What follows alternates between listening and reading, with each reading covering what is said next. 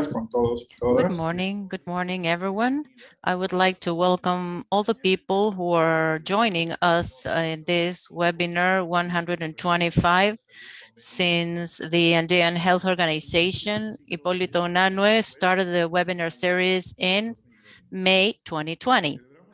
We celebrate 50 years of uninterrupted work of joint and articulated actions with the ministries of health of the 6 member countries, Bolivia, Chile, Colombia, Ecuador, Peru, and Venezuela, with the vision of advancing in the guarantee of the right to health of the population. Well, let us remember that the COVID-19 pandemic is not over, and vaccination against COVID-19 is safe and effective to protect others. The more people we immunize, the less likely we are to become infected, as well as protect against severe forms of the disease. Make sure you complete your vaccination schedule. There are no excuses for not getting vaccinated against COVID-19. Also, do not fail to comply with non-drug preventive measures, such as the use of masks and hand washing. Today, Thursday, June 9, 2022, we start with this virtual meeting with the goal of learning about the current status of prostate cancer in the Americas and the Andean countries, as well as the progress of measures for prevention and treatment. We invite you to leave your name, your organization, and the country you are joining us from in the comment box of the Facebook live chat or YouTube live. In that same space, you can leave your questions or send them by email to webinarhorasconu@gmail.com. It is important to mention that in order to facilitate access to this seminar for the English-speaking community, we have a YouTube channel that is having simultaneous translation into English. In this webinar, dear participants, we will follow the usual work.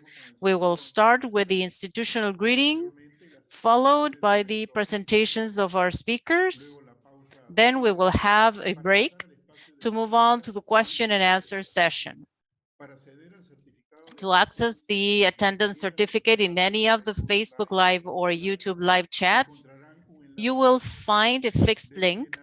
You must fill out a short survey and then leave your data for the issuance of the attendance certificate, which will be sent in the next few days to your email. To begin this important day, I give the floor to Dr. Maria del Carmen Osorio, Executive Secretary of the Andean Health Organization, Hipólito Unanue, who will give the opening remarks. Dr. Marisela, the floor is yours.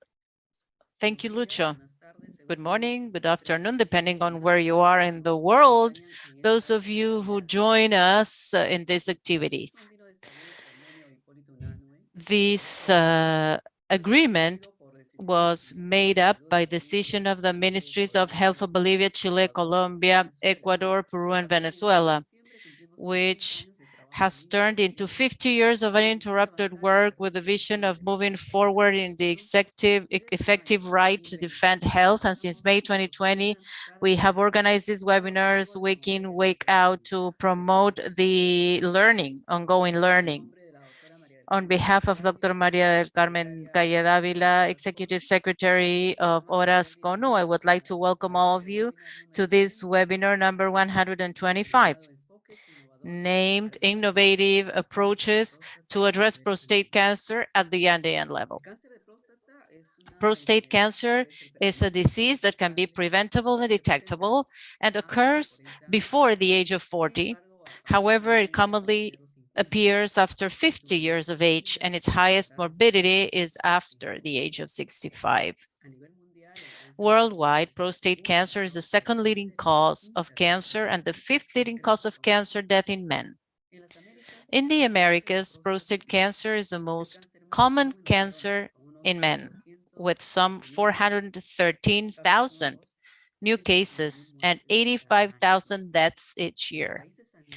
The Caribbean countries, especially Barbados, detected 39 1,000 new cases with 13,000 people dying approximately because of this type of cancer. The Caribbean countries, Trinidad and Tobago, Jamaica, and Barbados have the highest prostate cancer rates in the region. Despite this evidence, there is this little visibility at the social level, which in many cases delays its detection and worsens the prognosis. This disease has an impact on male self-esteem since it is closely linked to the sphere of sexuality, and men are more reluctant to have sex, increasing the risk that the cancer may develop in the larval stage. We cannot overlook the fact that inadequate nutrition and an unhealthy lifestyle play an important role in the development of type 2 diabetes, heart diseases, and certain types of cancer, such as esophageal, pancreatic, colon, rectal, kidney, gallbladder, and prostate cancers. And being overweight and obese can cause advanced prostate cancer as well. Finally, with the psychological repercussions of people who suffer from prostate cancer will affect them due to the fact that they know they have the disease. The location of the treatment is also important, and this is why it is necessary to receive individual and couple support to obtain the maximum level of information about the disease, the treatment, and its side effects. Good communication with the doctor is one of the keys to achieving peace of mind and a sense of control on the part of the patient. It is important to mention that we have analyzed the situation of cancer in the Andean region, the policy of prevention and control, the diagnosis of the situation of overweight and obesity, and public policies against obesity, knowing the state of physical activity, as well as the advance achieved are important, which contribute to evidence for decision making of the actions to prevent cancer. This webinar will help us know the problem of this specific type of cancer and how it is approached for its control in two Andean countries. From where we are and with the responsibility that we have to assume, we have to join efforts to battle this disease. Today, with professionals, we will analyze the innovative strategies to face prostate cancer in our Andean region. Welcome, Luis Revilla, Diego Reyes, and Marco Guaman. Welcome all of the people who are joining us in this webinar. Thank you. Thank you, Dr. Marisela Malki. And after the greetings of our attached secretary, I present myself. I'm Luis Bengorea More. I'm a physician and coordinator of thematic areas of communicable and non-communicable diseases of Orasconu. And today I am pleased to be in charge of the moderation of this webinar. After this preamble, we welcome our first speaker, Dr. Luis Revilla Tafur, who will be presenting situation of cancer and prostate cancer in the Andean countries. Dr. Revilla Tafur is an epidemiologist graduated from the State University of Medicine of Rostov-on-Don in Russia, expert in field epidemiology from Peruvian University, Cayetano Heredia. He has a master's degree in epidemiology from Universidad Nacional Mayor de San Marcos and a master's degree in environmental auditing and management from Universidad Internacional Iberoamericana. He teaches at Universidad San Martín de Porres, and he currently works at the National Center for Epidemiology and Disease Prevention and Control of the Peruvian Ministry of Health, and he's also the National Coordinator of Epidemiological Surveillance of Cancer and Diabetes. Go ahead, Dr. Luis. The floor is yours. Thank you very much, Dr. Bengolea. I am now sharing my screen. I will show the situation of cancer first in the Andean region, emphasizing prostate cancer, which is the theme of this meeting, I also share the opinion that prostate cancer is one of the not so approached issues in public health, especially in the Americas, since we are working in reducing the rates of cervical cancer, breast cancer, and this is still a problem that sometimes is going unnoticed. We are not working on a series of aspects which are related to early detection with prevention and so on and so forth. Very well, then I will start by showing you the situation regarding risk factors for this type of a neoplasm cancer in general and prostate cancer particularly. So there's a concept regarding risk factors, which are intrinsic or extrinsic regarding to cancer. Among the extrinsic factors are those intrinsic risk factors are those related to mutations acquired randomly, and they will affect 10 to 30% of risk.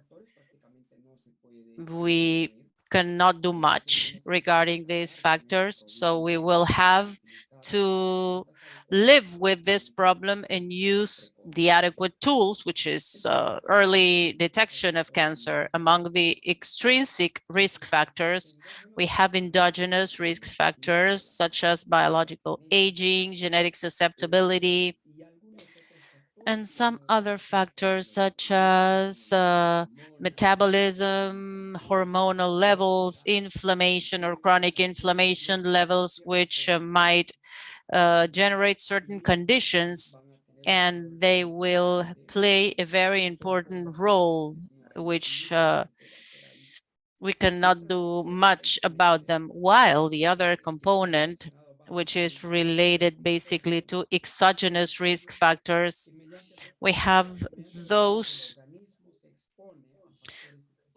which the organism is exposed to, like lifestyle or certain factors which play a very important role regarding this component, like smoking, exposure to biological agents, chemical agents, lack of physical activity, which has a very important role in the origin of cancer.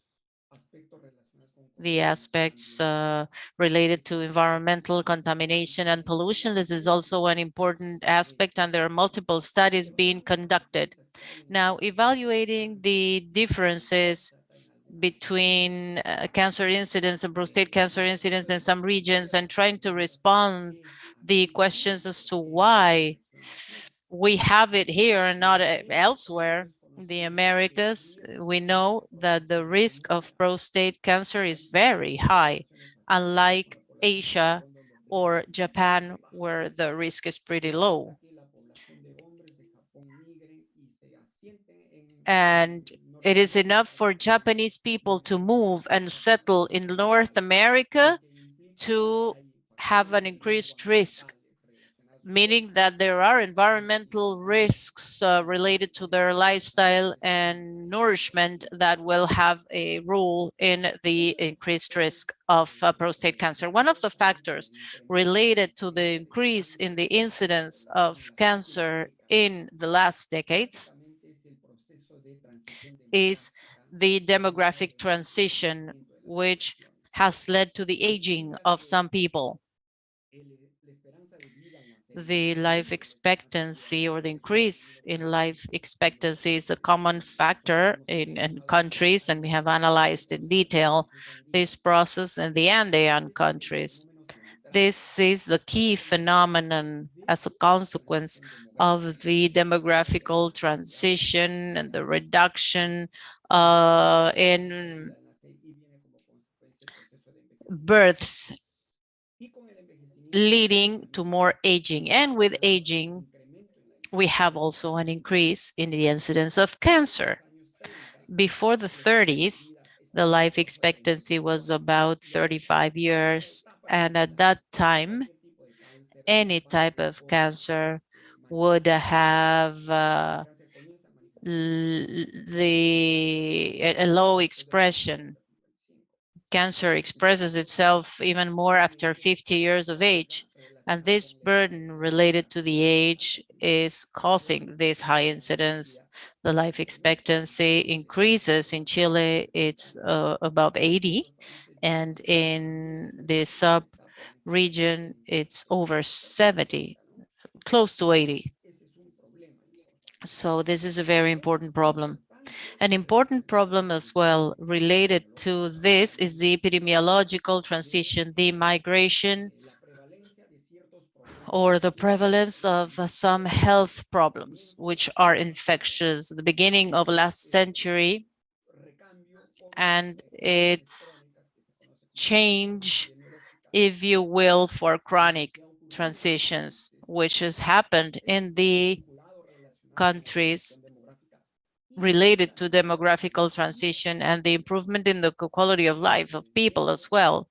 In fact, one of the aspects which has improved is the control of diseases, the era of antibiotics, the early detection, scientific knowledge about the origin of diseases has improved the control of diseases and has increased the life expectancy as well.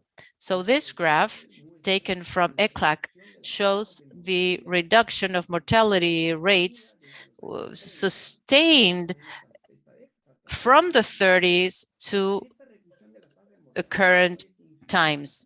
This is not infinite. In fact, we start to see here that there's an increase in mortality rates in these 6 countries which have been assessed here. So we have not managed to control this. The mortality hence has increased, and this has to do with mortality in aged people, cardiovascular disease, cancer, and other conditions as well. Now, regarding the situation of cancer, some data to take a look at the magnitude of prostate cancer specifically. And here we have used data from 2020, which estimated the new prostate cancer cases. This institution carries out estimates for WHO countries and the different countries as well. In 2020, according to this data, it was estimated that 1.4 million new cases of prostate cancer would develop. In the Americas, 214,000 new cases were detected. And prostate cancer ranked first in terms of the incidence. And there's a very high incidence rate. At the level of the Americas, this incidence is doubled, and the accumulated risk of prostate cancer was around 9.27%, meaning that the possibility of developing prostate cancer of people from 0 to 70 years, and the risk of dying was 3.4%.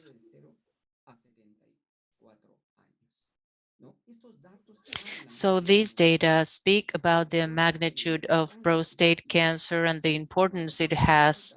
And then we will take a look at a graph showing how cancer in general shows in the different countries of Latin America and the Caribbean. This is a graph, a map showing the incidence of cancer in general, depending on the countries. And we can see here those types of cancer in the general population: prostate cancer, breast cancer, and cervical cancer. In Venezuela, it's breast cancer. And to the right side of the screen, we can see the corresponding incidence per country in Latin America. Now, with this info, we take it to men only. These are graphs taken from IARC, and we see that the whole map in Latin America turns green, showing that prostate cancer is the most important one in males. When we analyze the mortality rates in Latin America, the situation has certain important characteristics like breast cancer. It covers a larger population. Well, Brazil, Argentina, Paraguay, and Uruguay, and other countries like Peru, stomach cancer, which is a very serious problem in terms of incidence and mortality. Cervical cancer in Bolivia and prostate cancer shows in green in several other countries. When we now see the mortality in men, the situation is dominated by lung cancer, except for Peru, which is still stomach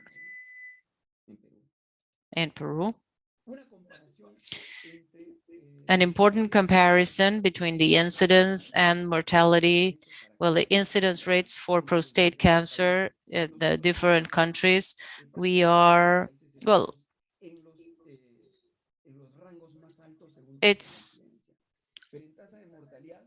high in almost all the countries, but here we see the differences that we were indicating a while ago. Some countries are very dark and some others are lighter, and our mortality rate is not that high.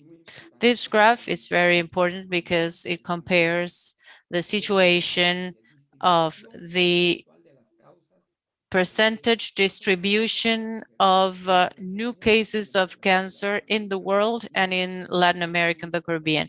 And we see that there is an important difference. While in the world, we have colorectal cancer, breast, lung, and prostate ranking fourth, while in Latin America, prostate cancer is in green, and it's the first type of cancer, accounting for almost 15% of all the deaths, followed by breast cancer and colorectal cancer, which appears in Latin America. If we could assess the trends as to how mortality has been modified and cancer incidence in Latin America, we need to pay attention to colorectal cancer, which shows among the first cancers to worry about.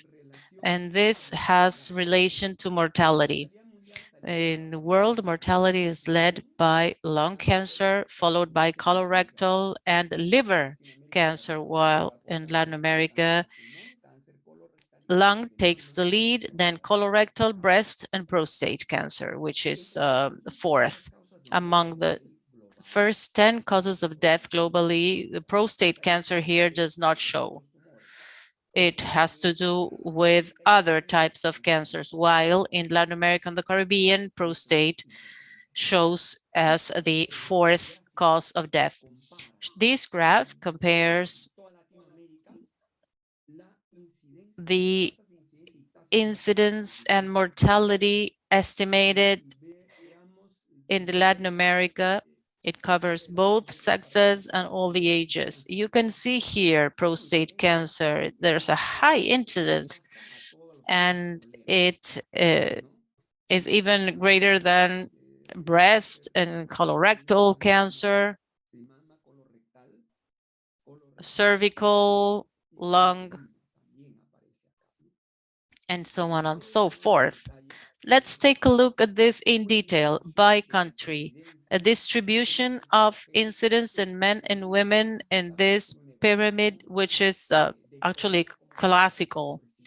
to see how this problem affects both men and women. This is a classical chart that I will use a lot, by the way, because I like to use this type of chart to take a look at the distribution of this problem in both men and women according to where the cancer is located at the global level. As I was indicated before, breast cancer shows first for women, and then we have lung cancer. Then we have colorectal cancer and prostate cancer, which is fourth. If we could then see all the cancers in men in blue, prostate cancer ranks second, fourth position, he says. And in women, it's breast and colorectal cancer, without leaving cervical cancer aside, which which shows here in the third position. Now, regarding mortality, something I also indicated before is that, just give me a second.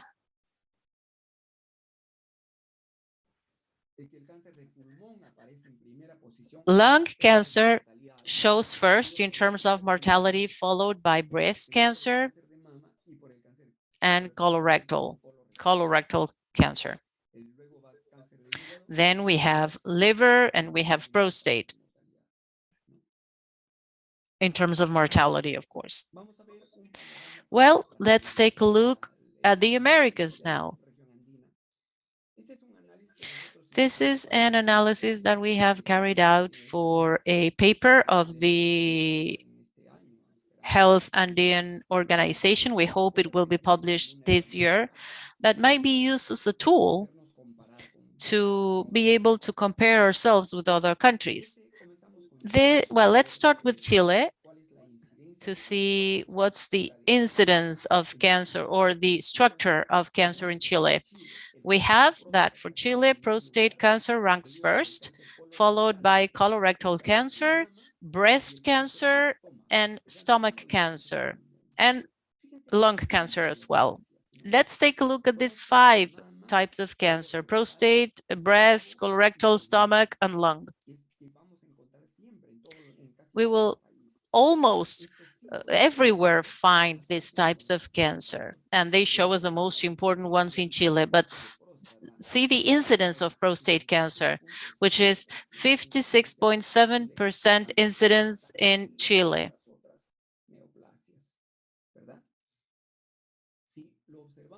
If we observe this in sectors to see how they are distributed and what's their weight, prostate cancer ranks first, followed by colorectal, breast, and stomach,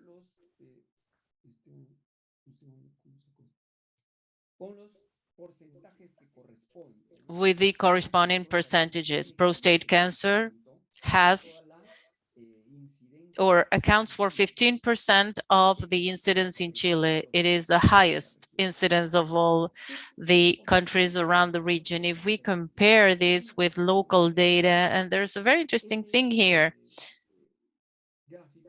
This graph shows data extracted from a report in Chile. This is an estimate based on local data. This is not estimates by WHO or the IAR or any other institution. This covers approximately 30% of the population in Chile, and it shows quite precisely the local outlook of cancer in Chile. It's very similar to the one Global College shows us. In this case, we have prostate cancer as the first incidence in Chile. Then we have breast, stomach. Stomach moves to the third position, and then we have colorectal. And see how in Chile, cervical cancer is very, very low in terms of incidence. Something that I think is very positive. We have to learn what things were done well in Chile to achieve this very spectacular outcome. As I mentioned a while ago, this belongs to the Ministry of Health, to an epidemiological surveillance report, but there's also differences in incidence of cancer in men and women. GloboCan says that we have 56 per 100,000. The local report in Chile says that prostate cancer incidence is over 80% in men. We have to be very careful in managing this data. If there's local data available, we have to work with this data. In the case of Colombia, Chile, and Ecuador have a very similar cancer structure. Only that in Colombia, we have breast cancer first, but very closely followed by prostate cancer. And then there's colorectal and stomach and lung cancer, as has been mentioned, with very close incidence rates. This is the estimated number of new cancer cases for both sexes. Breast shows first, then followed by prostate, colorectal, and stomach. And you can read the percentages on the screen.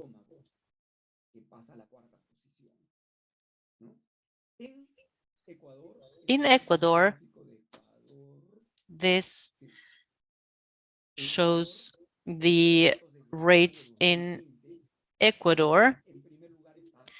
We have breast cancer first, followed by prostate cancer with a lower incidence than in Chile and Colombia. Ecuador is much lower, but it still has prostate cancer ranking second, and a very important data for Ecuador, thyroid cancer moves to the 5th position, and it moves lung and cervical cancer further down in the list. And this is consolidated in this graph, where we have breast, 12.2%, prostate, colorectal. Colorectal has climbed up one position, then we have stomach and thyroid cancer.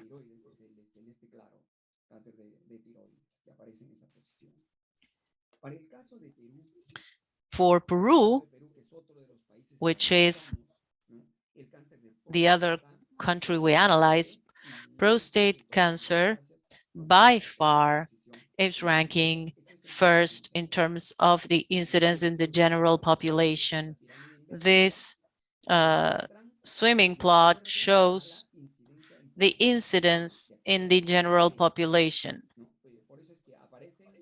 This is why we have some blank spaces, because it's organized based on the general population.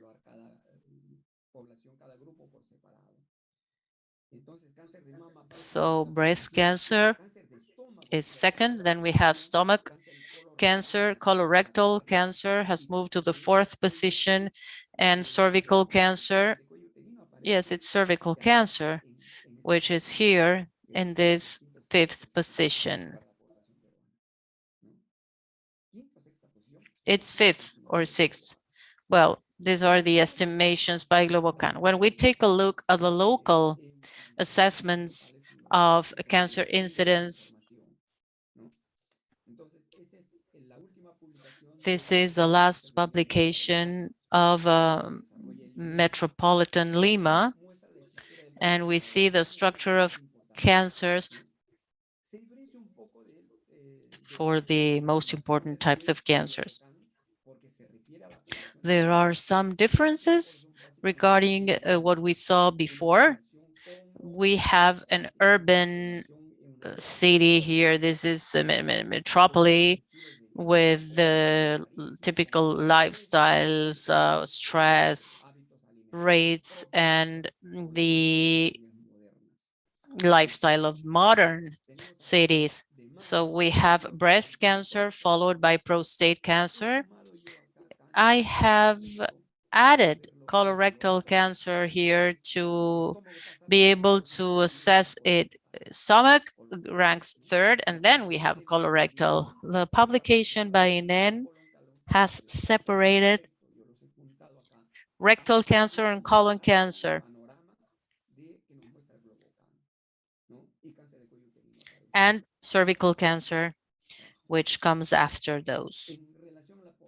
Now, regarding Peru, the percentages of the 10 most important cancers are prostate first, and these are data from GlobalCan. Then we have breast, stomach. Stomach is a very important pathology in Peru, and then we have colorectal and cervical. For Venezuela, Venezuela shows breast cancer as a first in incidence, followed by prostate with a very high incidence. This is the second highest incidence in the Andean countries. We have cervical cancer here in the third position. Actually, the situation for Venezuela, Bolivia, and Peru is quite uniform. At least it's very similar. And cervical cancer is still a very serious problem in Venezuela.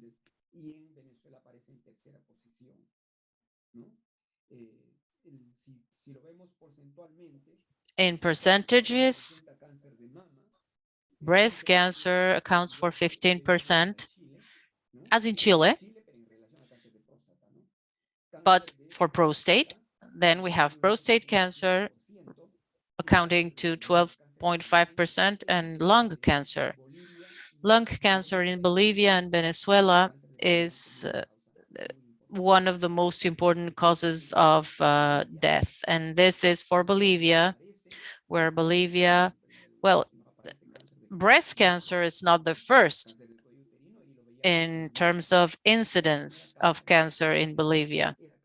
It's actually cervical cancer, and we mentioned this before, followed by prostate. No, prostate is second. I thought it was lung. Well, then we have breast cancer. The burden of disease in Bolivia for women, it's very, very important here. These are the percentages. We have cervical cancer with 12.5%. We have prostate cancer, breast, and for countries in the south, considering Bolivia and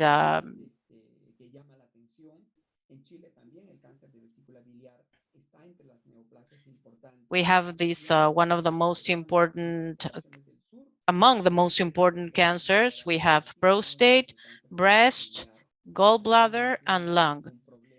It shows that this is still a priority problem among the different types of cancers in this country. This is a table where I actually wanted to compare the 5 prioritary types of cancer in the countries of the Andean region. We have the population of men, where prostate, well, there's no doubt of it, it's ranks first. Then we have a combination of stomach cancer and lung cancer, which is important for Venezuela and Bolivia. And third, we have, well, other types of cancer, might be lung, colorectal cancer, or stomach, depending on the country. This is also an interesting graph. In women, for all countries except Bolivia, the first cause of diseases breast, cervical in Bolivia, and we have colorectal cancer, which affects women the most. Then we have cervical cancer in Ecuador, Peru, and Venezuela.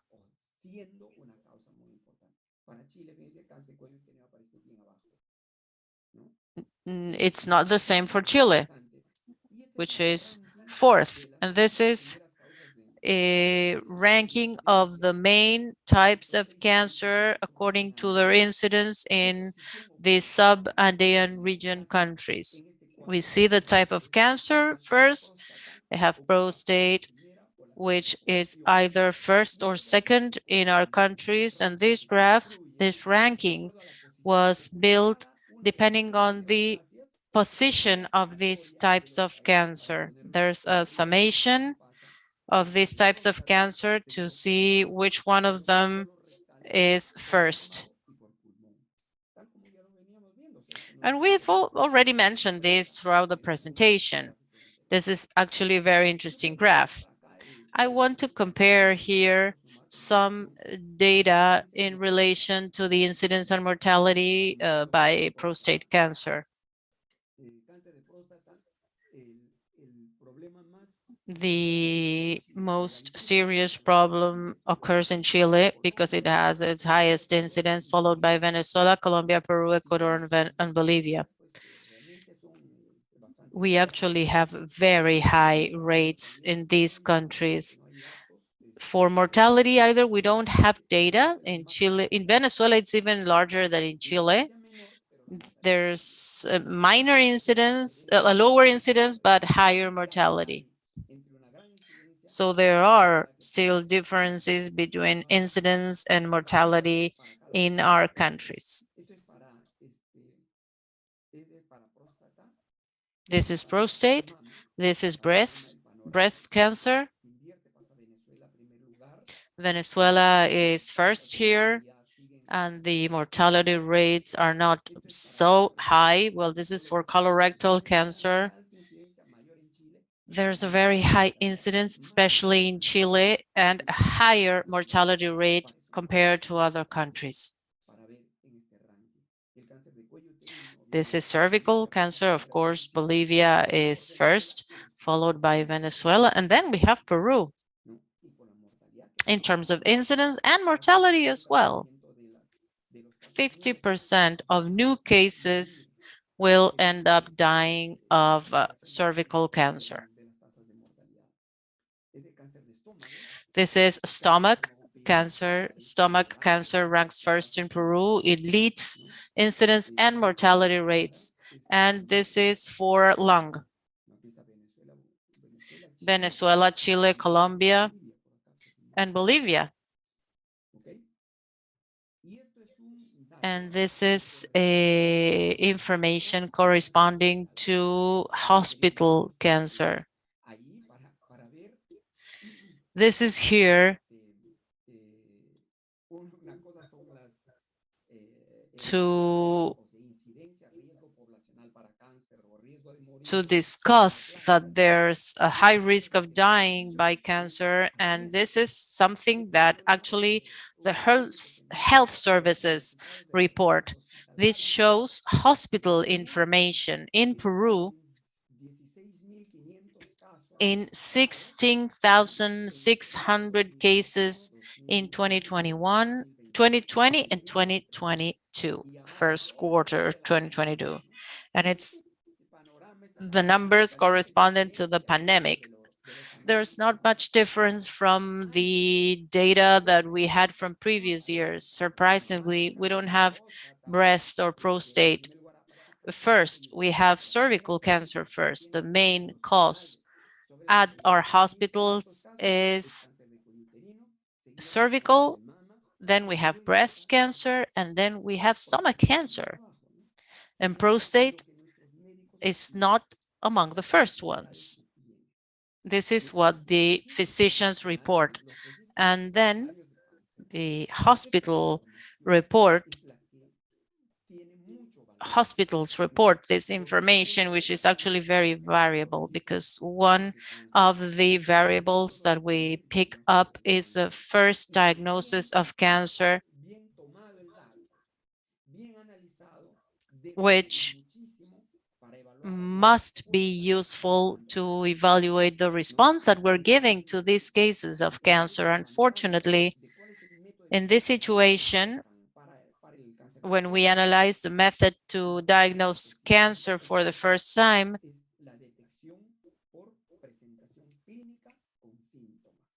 it's symptomatic, meaning that the patient goes to the hospital with problems.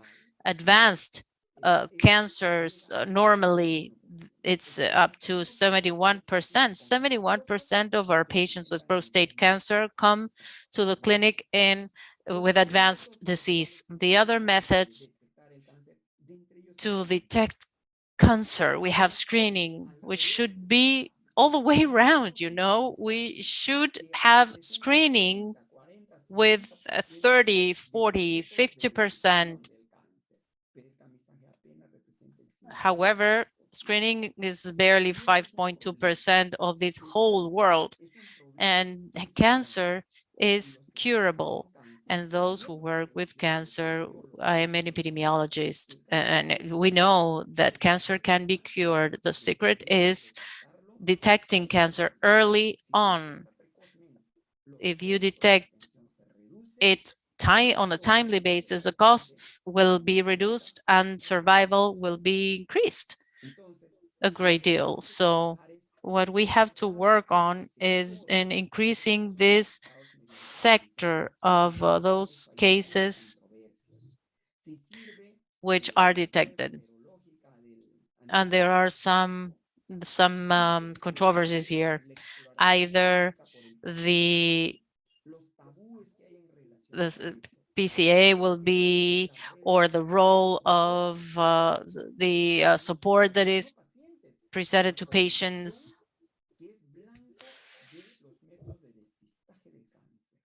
In terms of screening, we have to work more on the screening aspect of detection.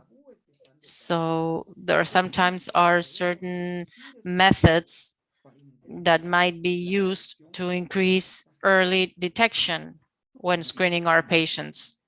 I think that this is very important as well. While this is sorted out, who will guide us so that we know how we are managing these registries? And this is the big question here. Thank you very much.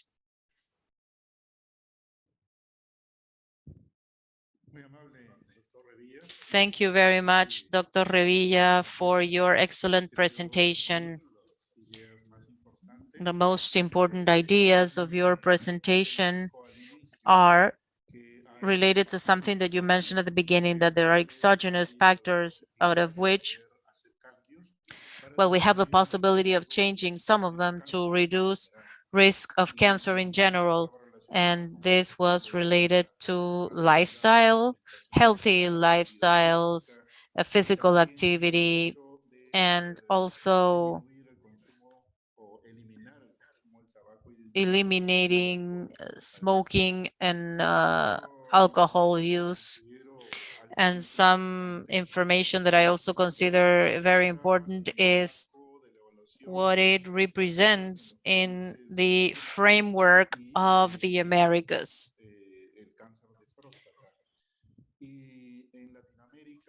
In Latin America and the Caribbean, the prostate cancer, it's almost twice the incidence of cancer compared to the world. We have 30.7 per 100,000. Latin America, it's almost 60.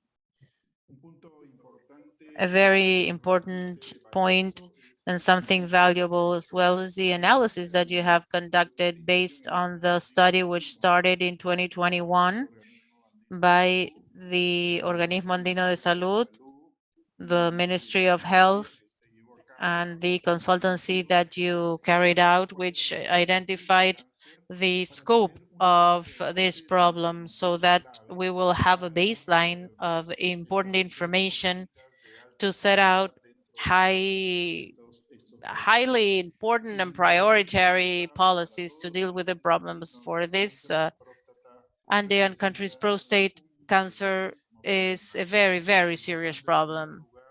It's first in males, 4 or 6 Andean countries. And secondly, there are other types of cancers, which in Colombia, Ecuador, Peru, and Venezuela, it's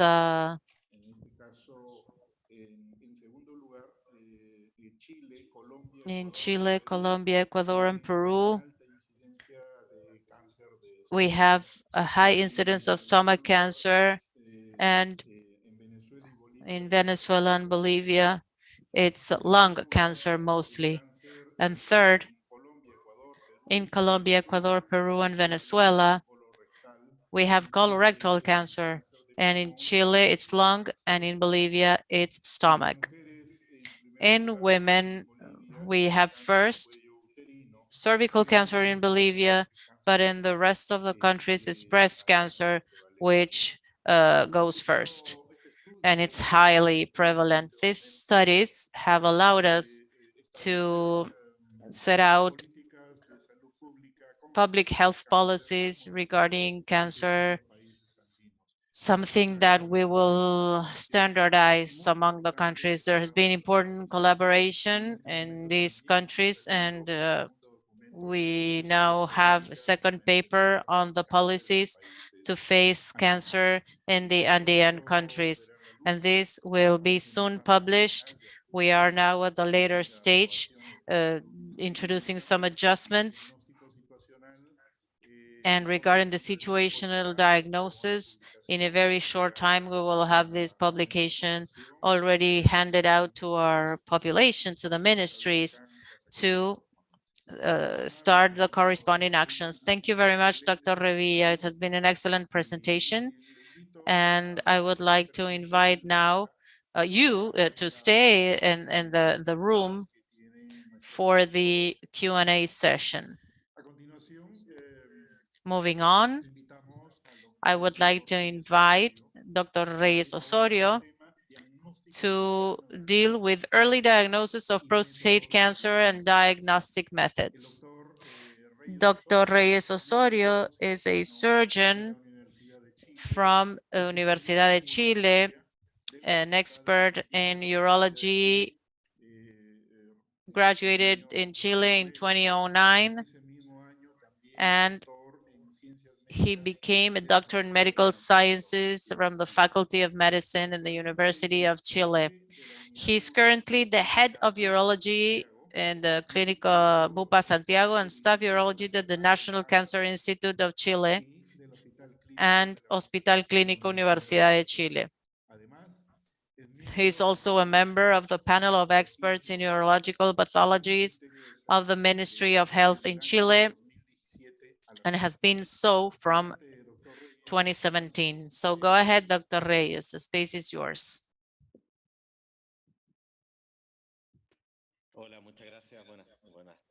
Thank you very much. Thank you very much. Good morning, good afternoon, depending on where you are. I'm pleased to be here and share this presentation. I was asked to speak about early diagnosis and diagnostic methods. Let's start with the presentation. The most important content that I consider we should discuss, well, first, what I mentioned here is early diagnosis, screening, where our main tools are the prostatic antigen and the magnetic resonance or MRI. Diagnostic confirmation is made through a biopsy, and we will mention the fusion biopsy, and in staging the PET PSMA, which is some of our reality in Chile. Dr. Luis mentioned a while ago that in Chile, prostate cancer is the most frequent in men and is the first cause of mortality for men in our countries. It's actually a public health problem, which is not minor, and it has to be dealt with because it affects the whole region. In the US, 6 patients debut with metastatic disease. In Chile, however, we don't have a good record. At our center, we have 24% of patients who are diagnosed with metastatic disease. We are coming late to diagnosis. Early diagnosis, what's all about it? The early diagnosis, our main tool is this one, is PSA published in 87, which has changed management and diagnosis. So what happened with PSA from the Northern Hemisphere, from the US? Its usefulness has been challenged as a screening method. This is given to the fact that there might be lots of investments to use this method. This is why that there were 2 papers published regarding the PSA as a screening method. The PCLO study carried out in the US, which is a trial that apart from prostate cancer included a screening of colon cancer, lung cancer, and ovary cancer. In this study, 76,000 patients were randomized to having an annual screening by PSA, and there was another group which was the usual control. It does not mean that they were not subjected to PSA, but it was not the screening method, if you will. So this trial was very contaminated. What do I mean by this? The control group had more biopsies than the screening group because the control groups came to their urologists depending on how they decided to control themselves, not following a protocol. So there were no differences either in incidence or mortality. At the same time, there was a paper published with twice the number of patients, and the ERSPC trial had 162,000 patients with screening every 4 years and a pre-established without control.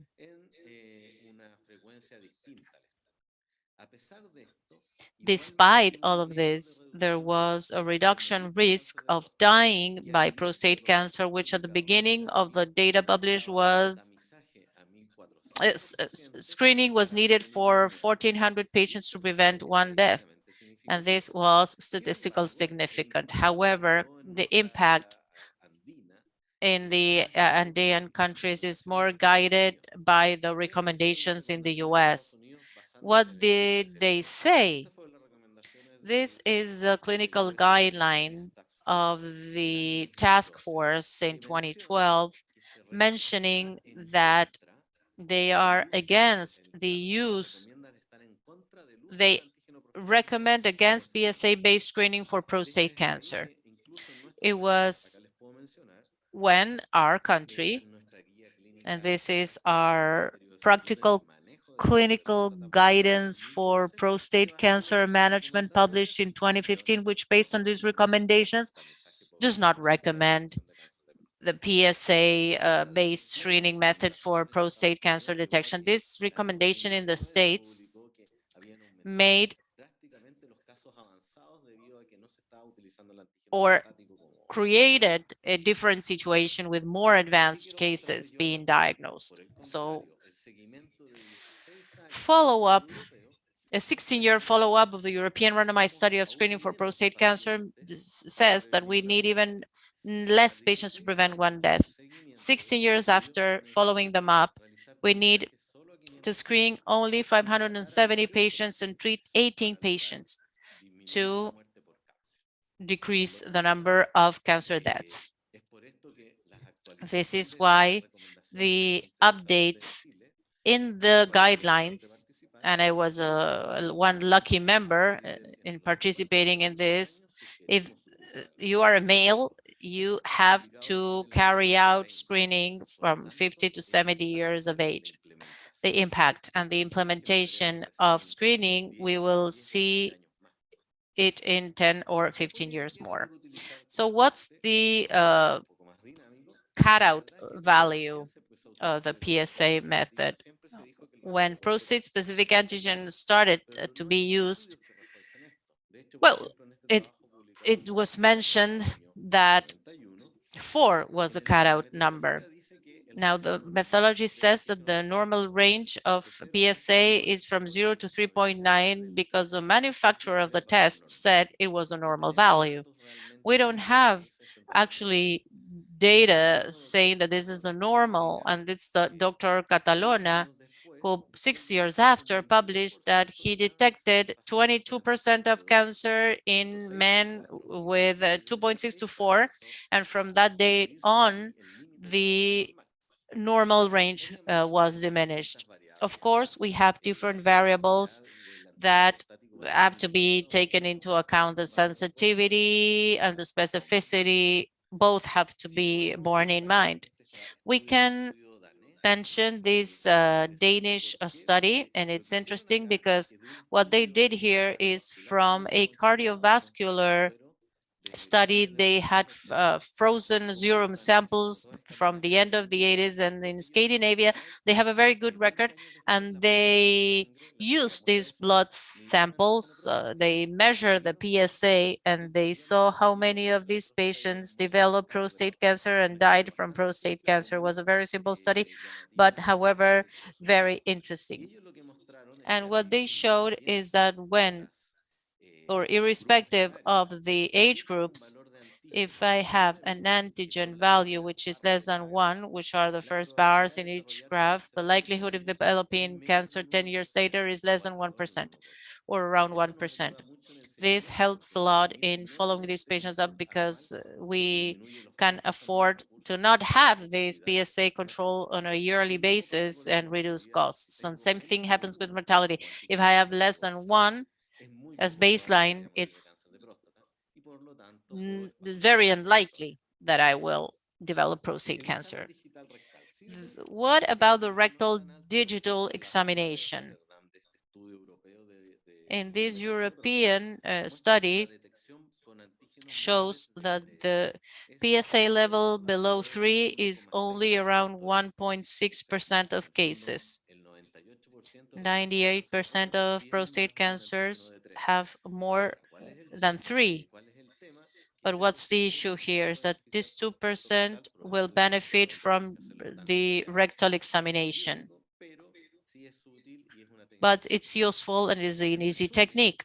In brief, what's the most important thing in early diagnosis? Screening is indeed useful. It drops mortality, advanced cases, it increases the detection of non-significant clinically cases, and thanks to new studies, we can manage them with follow-up active surveillance and with no treatment directly. The altered PSA value, while normality should be considered between 2 and 3, and less than 1, we know that this is a very low risk. The rectal examination is not so useful, but it is an easy technique and might determine the prognosis. And in Chile, up to date, until this recommendation appeared in 2020, it's not considered, well, measuring PSA is not considered as a policy. So in 10 or 15 years more, it is very likely that we will change our profile in prostate cancer, and the cost is $15 for each patient who want to undergo this test. What are the recommendations in Europe? Well, they recommend that we should repeat the PSA from 3 to 10, and they recommend that from 2 to 3, there should be an MRI. And these are the most novel findings that we have. In 2015, for the very first time, the definite version of prostate imaging was published. This is the PRATS classification. We have a normal, because this is a PRATS 1, PRATS 2 shows benign features, and this is suspicious but not so characteristic. PRATS 4, it's actually showing a lesion, and the PRATS 5, it's actually high-risk lesion, which is big in size, and it can even have extraprostatic manifestations. These are some other images. This is MRI to determine whether there are suspicious lesions, not a confirmation of cancer. So what's the usefulness of the MRI? PROMISE was published in Lancet, says that using an MRI before biopsy could avoid up to could avoid a biopsy up to 20% of patients. So the MRI helps in detecting 18% of more significant cancers.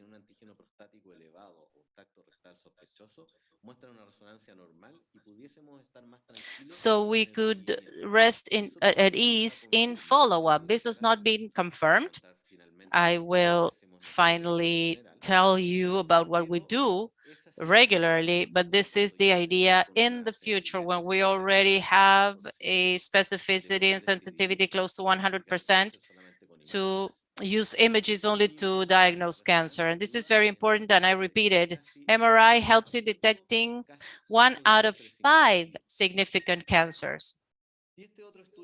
And this is another interesting study, the precision study. It defines that whenever we have a suspicious image and biopsy, if we take a sample of this image, we will have a better yield. 500 patients with an indication of biopsy were considered. They were randomized to an MRI or a biopsy directly. Those patients who underwent an MRI with, well, they didn't have suspicious lesions. This is PRATS 1 or 2. The biopsy was not performed, and 28% of patients did not have a suspicious MRI. And at the time of the biopsy, significant cancer was detected in 38% of patients who carried out an MRI versus 26% who went directly to a biopsy. We are detecting more cancers because we are selecting patients before this, and with this, we are making important progress.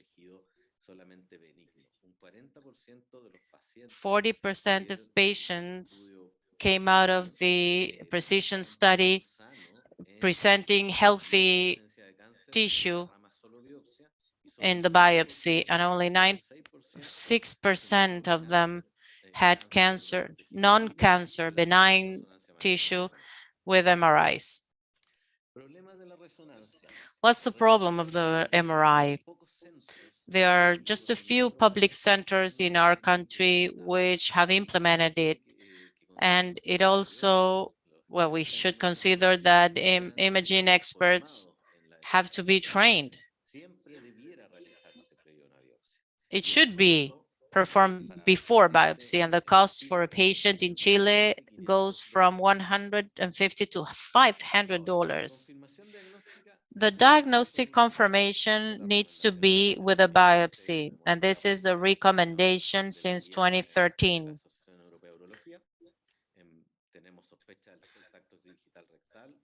If we have certain situations, we will have to resort to a biopsy.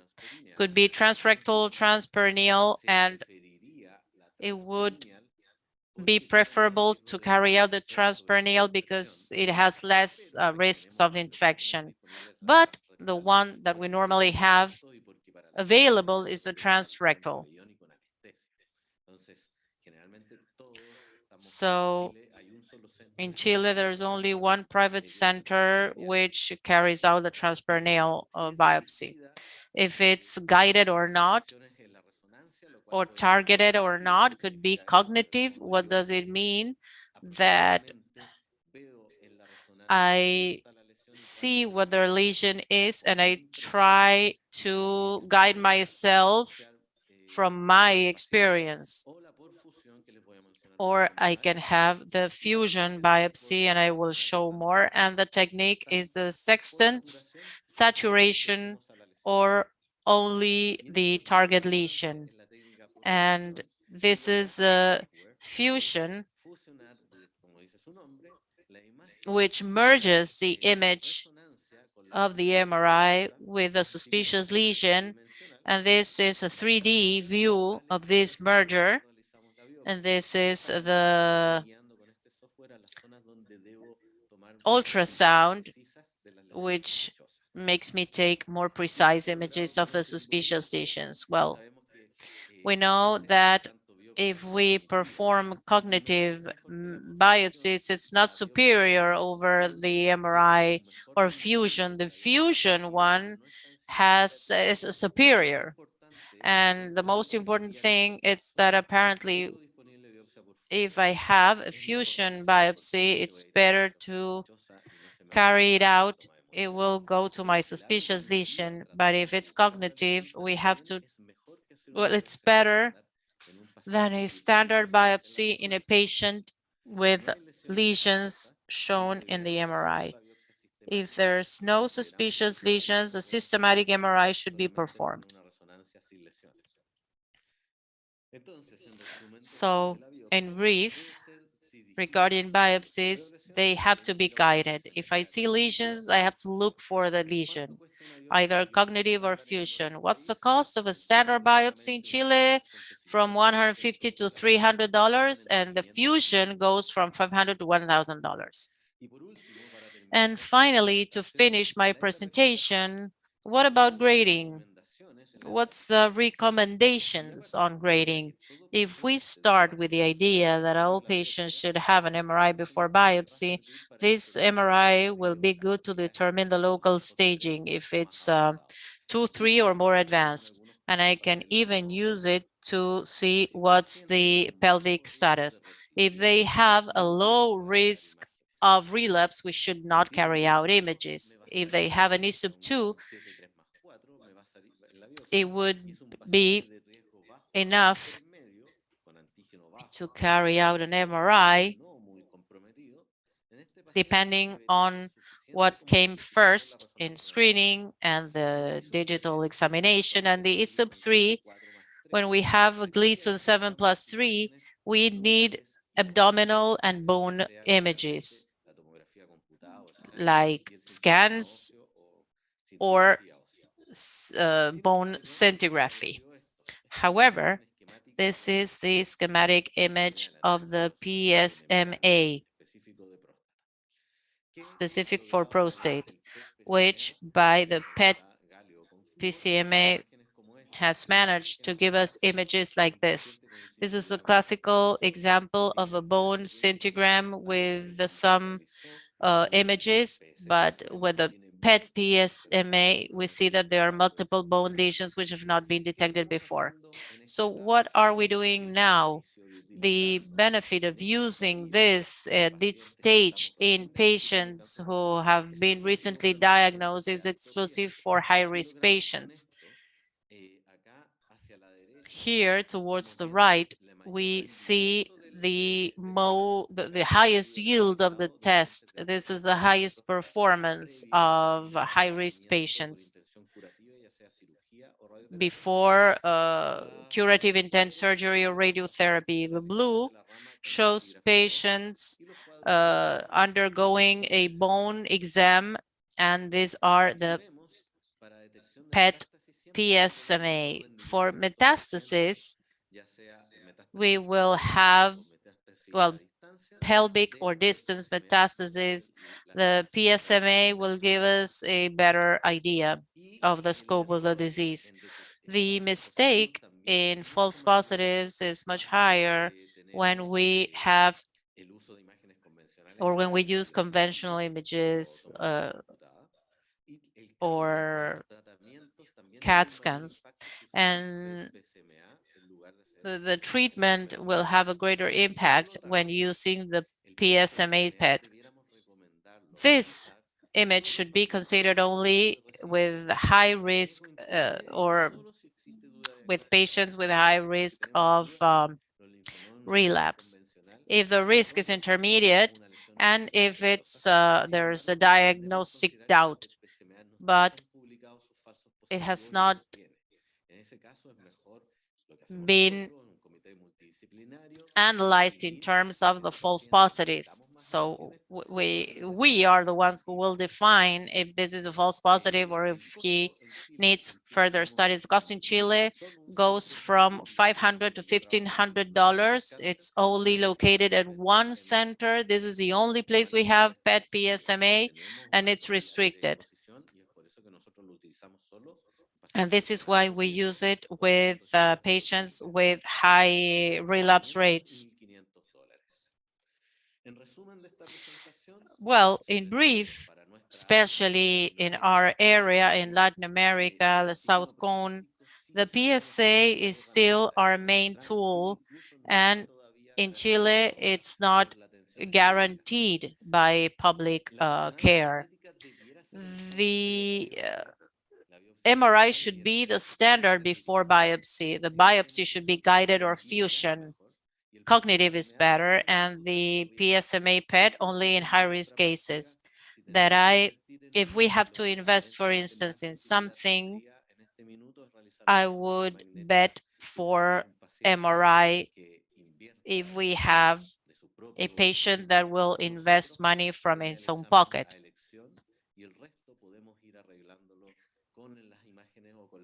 And then we could use the diagnostic methods that are available. What we do in general, as I told you, we try to ask for an MRI or a biopsy depending on the access and the PSMA PET in very selected cases. Thank you very much. Muy amable, estimado doctor Diego Reyes. Thank you very much, Dr. Diego Reyes, for your excellent presentation on diagnosis and the value of early diagnosis in terms of the prognosis. A key point in your presentation highlighted the prevalence of prostate cancer in Chile, which is actually a public health problem, and also how you have managed to establish procedures and mechanisms for the early diagnosis. You have talked about the different techniques, and it was important to use the PSA by way of different trials in the US and Europe. You mentioned how important it is to use the PSA and the availability of this method for screening. This diagnosis might be even better in people over 50 years of age, where there's a high prognostic value of it. And you have also mentioned techniques which help us identify cancer by way of MRI studies.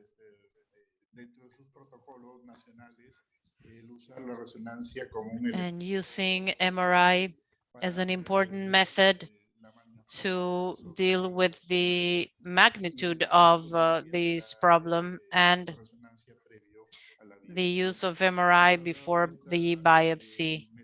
You have talked about the biopsy in different aspects, like how it's being used in Chile and what could be the risk in having transrectal biopsies or the transperineal biopsy. You also mentioned costs, and this is also an important factor to determine access of the different methods to certify whether the person is suffering from this terrible disease. And finally, an important point as well is the summary that you gave us regarding these studies. Screening, regarding screening, you say it's very important.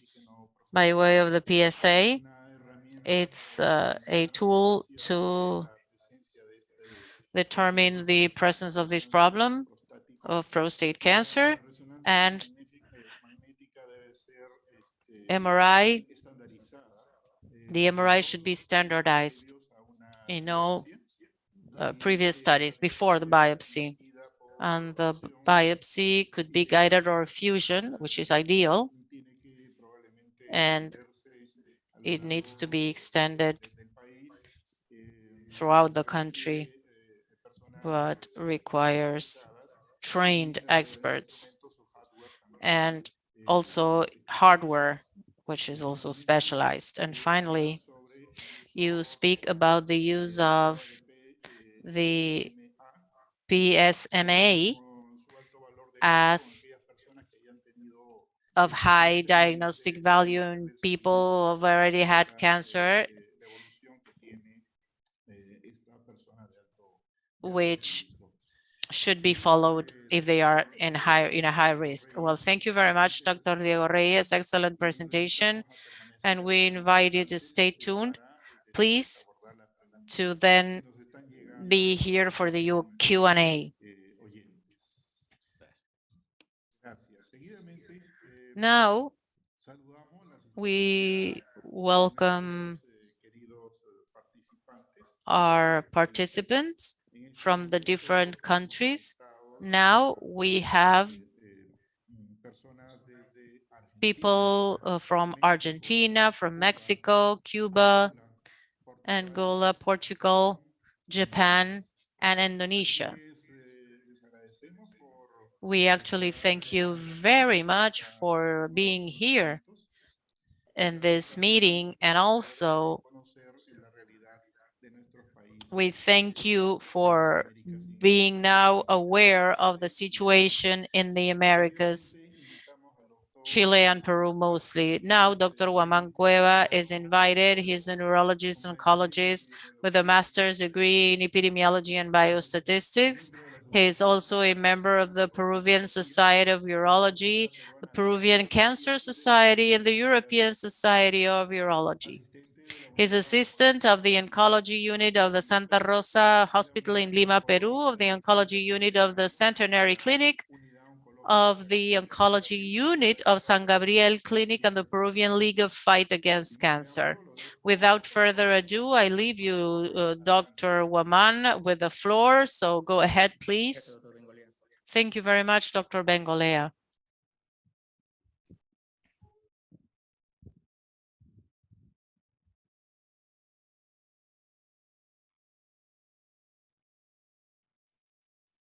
¿Se puede ver la pantalla? Do you see my screen?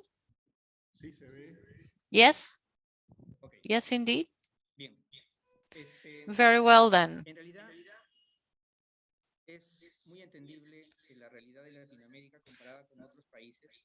It's quite understandable that the reality in Latin America, if we compare it with the US or Europe, well, there's huge differences between these two worlds. But the information that we have known lately is very popular because the information depends less on the technology that our countries in Latin America have available. Well, the approach that I developed and I'm trying to share has to do with what we do, what we have available, and what's established in the guidelines and the evidence and the impact that some model might have in Latin America.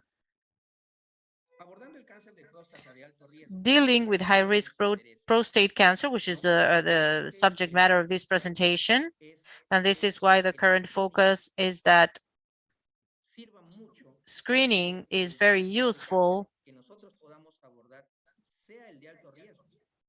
to diagnose high-risk cancer, not low-risk cancers. Since we are trying to have more follow-up for low-risk cancers. We've already heard about epidemiology, we've heard about diagnosis, we've heard about screening and how the diagnostic yield might be interpreted. Once diagnosed, for the patient, the first thing we do is to stage this cancer. Of course, we will try to evaluate locally the lesion, and then with pathology and the biopsy, we will have an idea of how aggressive the disease is, what's the prognosis, and even we will use markers, molecular and gene markers to establish a risk and eventually a treatment, adjuvant treatment. The Gleason scores, is the pathological pattern. The ISUP 2016 sets forth that anything which is 4+3, it establishes an ISUP grade 3, 8, Gleason has grade 4, and 9, 10 is subgrade 5. This has to do with prognosis. So the greater the ISUP, the recurrence or the likelihood of recurrence or death or recurrence will be greater. And definitely this has to, it has to go through mutations and genetic patterns, and mutations, as you see, are much more frequent, starting with premalignant lesions, more frequent in the lesions with a locally advanced cancer, and metastatic situations might be having more mutations. Being a heterogeneous disease, it will have an impact depending on the stage and the diagnostic method. We need to use a T. The clinical T goes through the rectal examination, and the physician will establish risk groups depending on the T. And the standard methods that we are using now are useful, but depending on the availability of technology, we might have access to a PET or a CAT eventually, but the MRI, which has been more disseminated apart from other studies, will give us a guideline for staging, and it has to go through different stages. Locally advanced disease and high-risk disease, this is where the MRI or CAT will be used to establish the management of the patient. So we have the grading here, if it's localized prostate cancer, if it's locally advanced, or if it's metastatic. And here we have the risk groups. And the risk groups have been well established for management. They have to do with these three clinical parameters, which are much used, which is the PSA, the Gleason, and the PET, where prostate, high-risk prostate has to do with a PSA greater than 20, Gleason over 7, and T, which is 2C, and based on the European guidelines. And finally, as you can see here, regarding risk groups, for most, these clinical parameters might be the most significant and important. The evaluation or the values that we will assign to the different organizations like Partan or the MIC or ISUP or the CAPRA or the CATAN nomogram will finally establish the risk groups. So it is important before deciding for treatment to have a good grading, staging, important before deciding treatment to have good pathology, staging, and the ISUP score. Finally, how do we approach treatment if ultimately we have high-risk prostate cancer? We have to talk to the patient about these different scenarios because prostate cancer, in very general terms, is a multidisciplinary disease. And this happens oftentimes because you need to start with surgery sometimes and progressively need radiotherapy or hormonal therapy depending on the characteristics of the disease that we find after surgery. But we have to explain the patient that with high-risk prostate cancer, the surgery might not be enough and it might require supplementary treatment. And this has to come along with those effects and toxicities from treatments. When I have localized prostate cancer in the high risk group, the management has to fundamentally do with radiotherapy associated to hormonal therapy or radical prostatectomy as primary management of the tumor. Why do surgeons decide for surgery's primary treatment? Because the radiotherapists and the surgeons understand that if I practice a radical prostatectomy with bilateral pelvic lymphadenopathy with lymphadenectomy, if they require radiotherapy, radiotherapy might be added after the surgery, which is a lower dose or could be of a lower dose. And especially having a pathological diagnosis of the local and regional disease. If I wanted to do things all the way around and start with radiotherapy, for instance, that would mean that if rescue therapy or salvage therapy is needed, the radical prostatectomy in an irradiated patient is quite challenging. Surgeons with more expertise have a greater risk of complication. This is why the sequence, not because of the oncological outcome. Oncological outcomes have to do because there are several trials which have compared both strategies. They go hand in hand. So it is important to plan with which to start. And radical prostatectomy in Peru and Latin America goes through a laparoscopy. In Peru, we don't have robotic surgery. So it's a primary management, which is fundamentally surgery. Another important point that we have to talk and discuss with the patient is that not all patients need to be managed equally, especially if we place age as an important parameter to assess. And the International Society of Geriatric Oncology on Prostate Cancer Management sets forth a methodology which has a GH screening tool to assess the performance of the patient. What is the general situation, general health condition? This will help us group or cluster these patients, either to know if we will manage them equally with a low prognosis, or we might have a need to be more conservative because the treatment will harm them more than benefit them.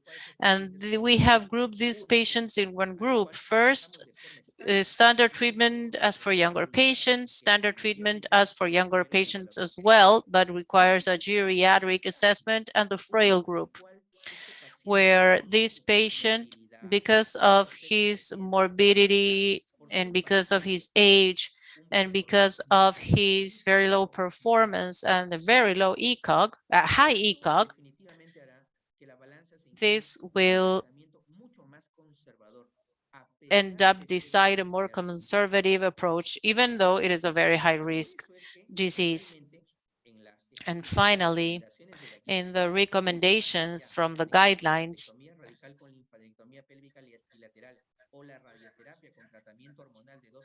considering the radical prostatectomy or the radiotherapeutic treatment in groups where the GH score give me a fragile score, we might propose given the guidelines to have just hormonal treatment when they have certain criteria like a PSA greater than 50 or a duplication risk.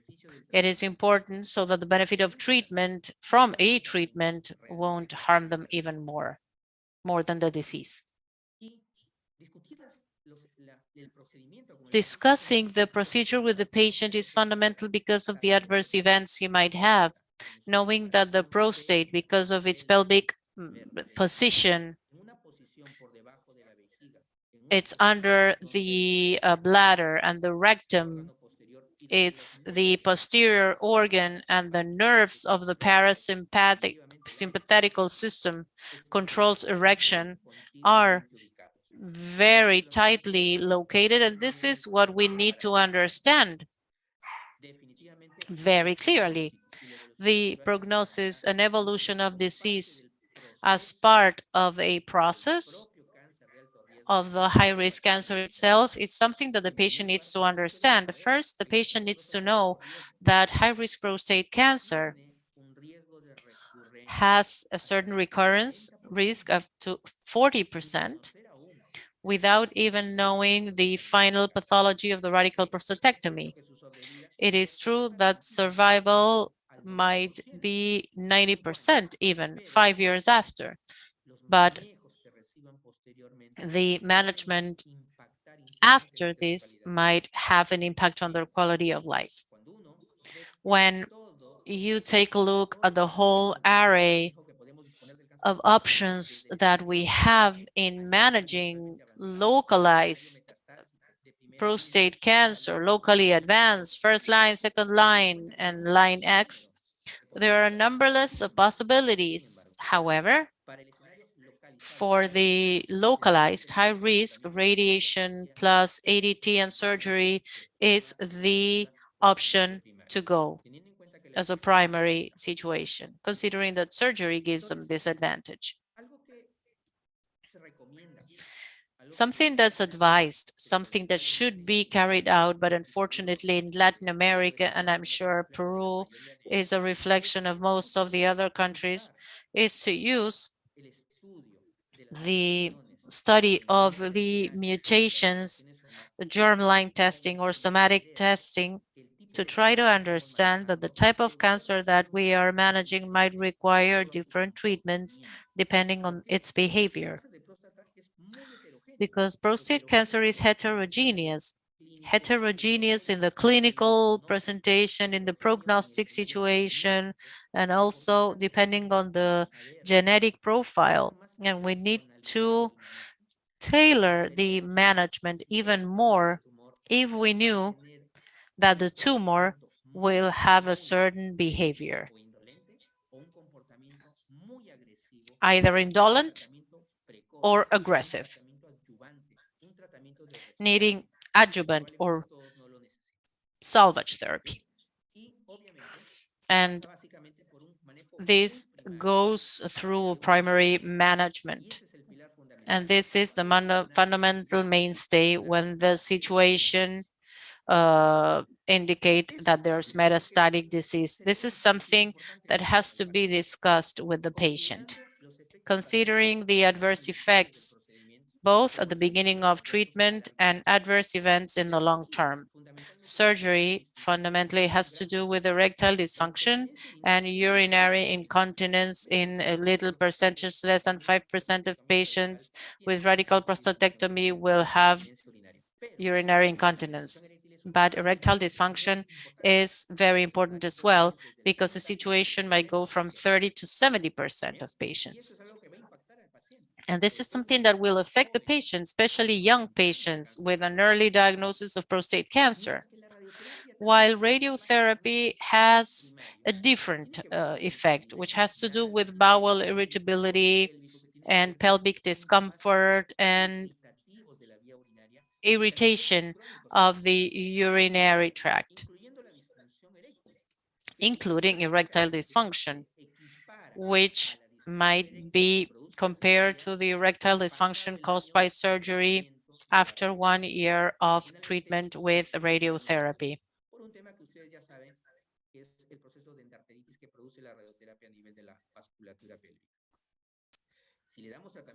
If we provide androgen deprivation therapy, the patient needs to know that there will be consequences, even if treatment is provided for more than 1 year. When you decide to start treatment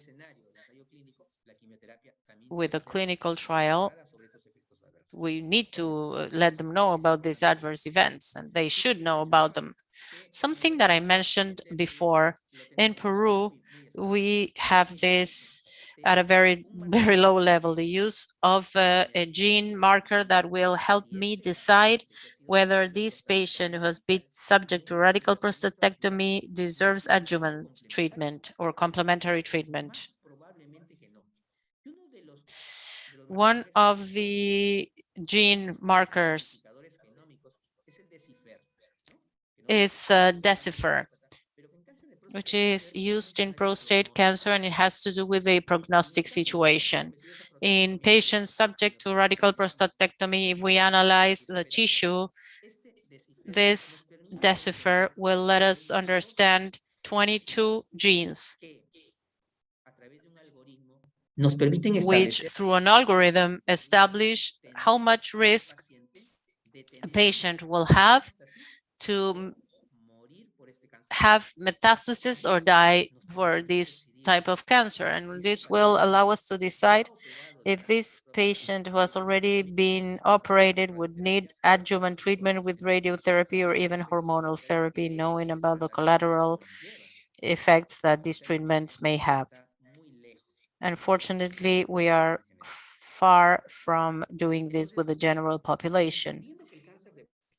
Understanding that high-risk prostate cancer is the one that we have to look for, and understanding that prostate cancer has a staging process and a primary treatment, and also understanding that not all prostate cancers are equal.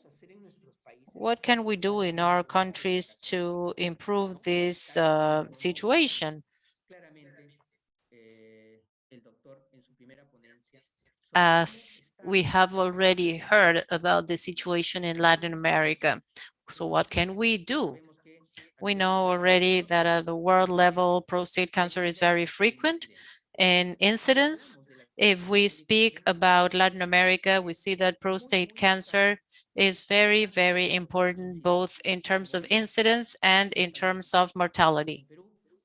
In Peru, unfortunately, this is the first cause of death in incidence, and mortality, it's only second to stomach. But incidence compared to other countries like Canada, compared to other countries, is very close in terms of the number of new cases. But if we discuss mortality, well, mortality is very similar to what happens in sub-Saharan Africa. And of course, the diagnosis as one ages is much more frequent and is very close to the general population. If we speak about causes of death in Latin America, if in 2010 almost all of the countries had cancer as the second cause of death, towards 2017, the causes or cancer as the main cause of death is the first one, even in Peru. And with this indicator as how we are managing these issues related to cancer, this mortality and incidence indicator, which in Peru is over 0.5, when we speak about this effect, cancer being the first cause of death, it's been affected by COVID. And unfortunately, when in 2019, we had a diagnosis, we had cancer registries. Unfortunately, when the pandemic started, these registration levels went down. The COVID pandemic, the transfer of resources towards COVID, leaving aside chronic diseases, all of this has affected our registries. And the most important thing here is that while the US and European countries have a high level of prostate cancer diagnosis in localized situations or scenarios in Peru, the more than 70% of our diagnoses are in locally advanced cases or metastatic cases where the treatment becomes palliative only. And this is the same as at 2020. You see the different stages in the different colors, and they are the same as before. If we want to do something, we need to know about risk factors, and we know that risk factors are non-modifiable: age, race, and family background.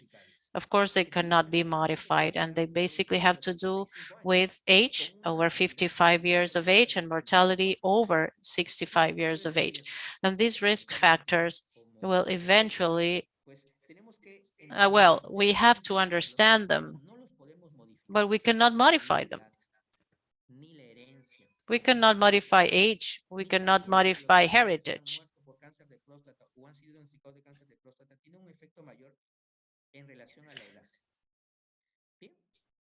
So, knowing and being aware of this, finally, what motivated us is to study whether these mutations could have an impact on the natural evolution of the disease, like Decipher, the BRCA studies for prostate cancer in Peru, and I'm sure in Latin America, are not easily accessible.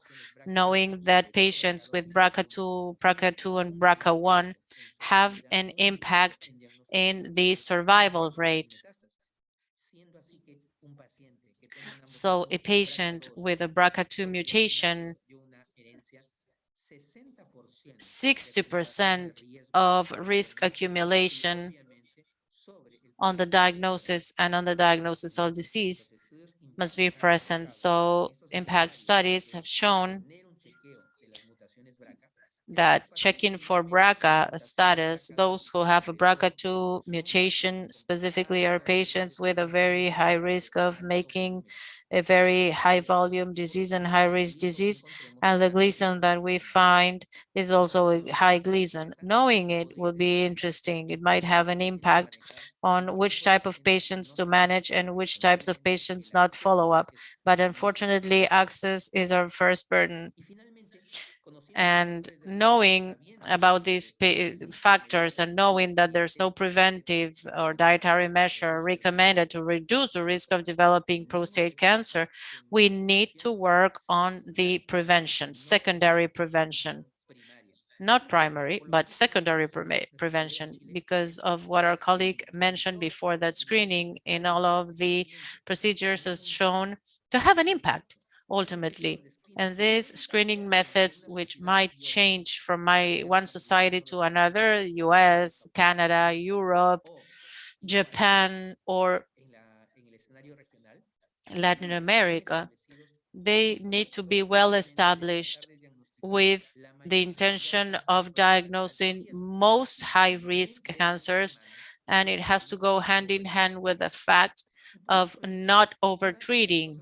And one of the most interesting things that Stacy Love mentioned in the 2020 guideline was to have an age regime, considering that patients with a PSA lower than 1 had a very low risk that was not close to 10 years of developing prostate cancer with a mortal or outcome. And those with 60 with PSA of 2, she said that the risk of having cancer over time would not have an impact on their survival. So this data is very interesting, and this is why the digital examination today is more personalized depending on the risk group. Do all men need to undergo this examination? It is not because of the cost, it is because of the need and the impact it might have. So bearing all of this in mind and knowing that the cost effectiveness analysis of these treatments definitely goes through the cost, This is radiotherapy and hormonal therapy.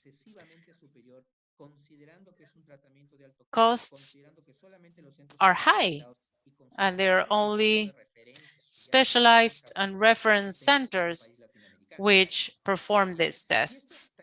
And this is all also seen in the metastatic setting. The fact that we have these strategies and we use abiraterone and enzalutamide and others, this makes the cost to go up. And unfortunately, these drugs which are being more promising in terms of survival rates are those which are most expensive. And let alone the castration-resistant metastatic setting where the baseline hormonal treatment does not work. And to treat a patient and have a 22-month survival, we need to invest $417,000 only for 22 months. So what will happen then? If we have 214,000 in 2020, what will happen in 2040? 888,000 patients.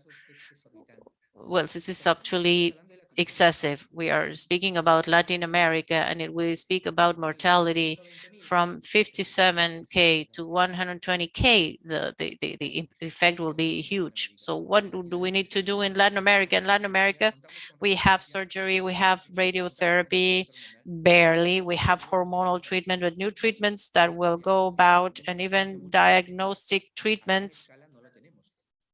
Well, we don't have them. In Peru, we don't have PET.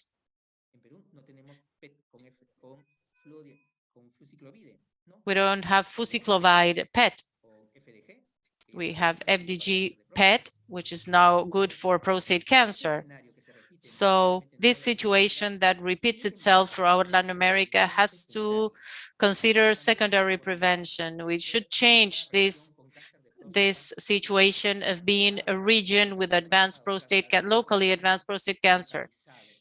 We should move to offering treatment that will be less expensive with a higher rate of cure and success. We should invest to see who deserves more treatment, adjuvant treatment. This is cost effectiveness. So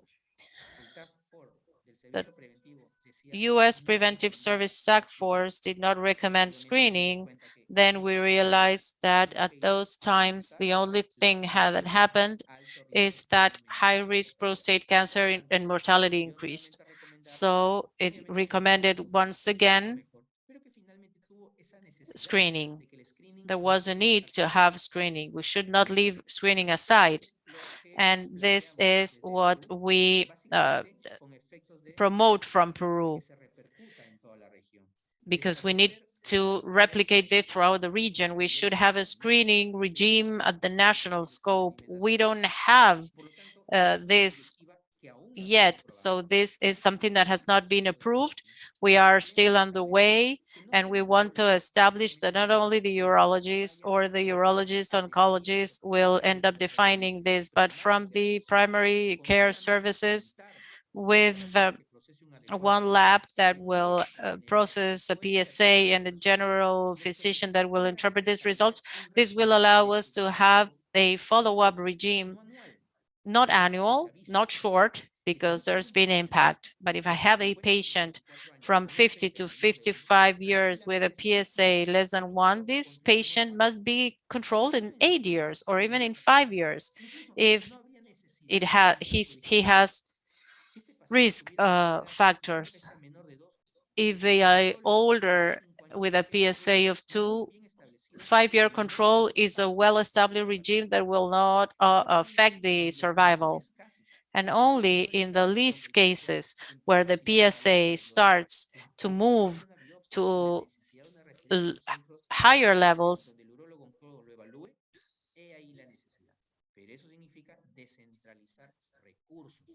so this would mean being to centralize resources. And this within a certain process where a lab at a primary care center will work for those who need specialized care services. And this goes through classifying, having a PSA, screening, and among other things. This will this will establish a better care in all the different establishments so that it will become the uniform regime in all of the different health centers. This will allow something that is very important in cancer, to have an early diagnosis. This will have an impact to transform our system and the volume of diagnosis. And something that I heard Dr. Payet mention once, that cancer in Peru, we are an advanced prostate cancer country. This is something that needs to change. Thank you.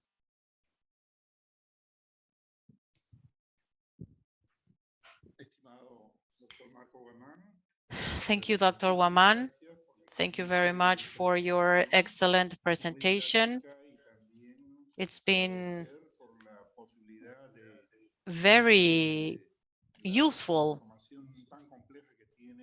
and given this complex information, you have shared wonderful information to us who are public health physicians. And it is important because you have already given us a list of the methods that are used to reach a diagnosis, starting from the digital examination and its value, X-rays, MRI,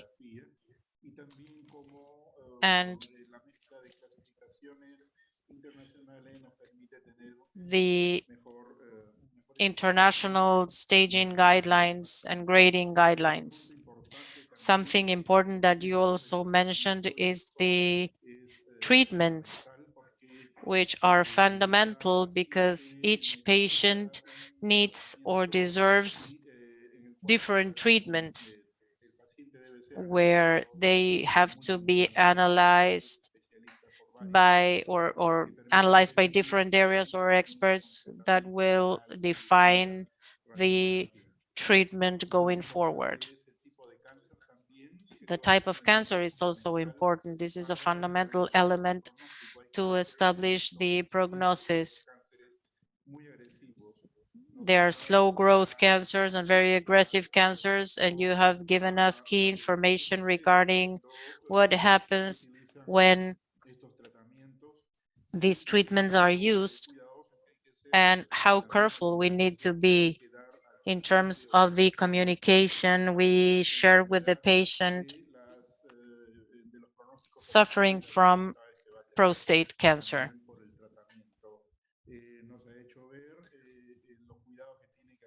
You have mentioned how careful we need to be with older people and younger people having prostate cancer and the different complications related to erectile dysfunction in some cases and other difficulties like urinary incontinence. So what to do in the end? You have agreed with our previous colleagues that the diagnosis has to be better. We need to work consistently so that patients won't reach complicated stages, complex stages where treatment is basically palliative when there's evidence of metastasis. And screening tests are hence important.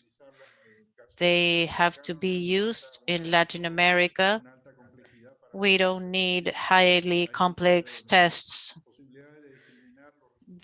We can discriminate the results depending on the age and also the type of methodology that's being used in each age group,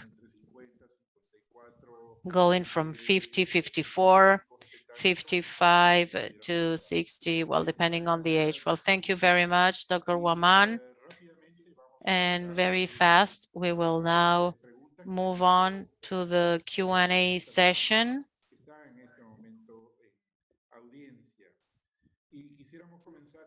We would like to start with Dr. Luis Revilla. Please, if you could turn your cameras on, please. Doctor Revilla, doctor Diego, podían prender sus cámaras para poder... Hola, hola. Ok, gracias. Doctor Luis Revilla. Dr. Revilla, one question is, what are the requirements that are necessary for an adequate national registration system? Well, we have a national cancer registry. It's a very complex task. We are doing this at INEN. The goal here is that each cancer patient in the population is diagnosed and detected. The diagnosis has been confirmed and adequately coded.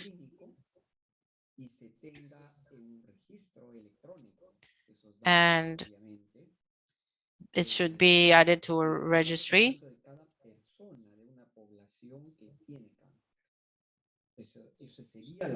So this is the goal. So in practical terms, what we need is that each patient that goes to a health center, either public or not, diagnosed with cancer, they have to be registered. They need to be adequately coded. They need to have the minimal variables for the location of the tumor, the clinical stage the tumor is being presented at, and the histological type of the tumor. And these other variables, these are variables which are demographic and epidemiological variables of cancer. This is what we are doing right now. Thank you very much, Dr. Luis. For Dr. Reyes,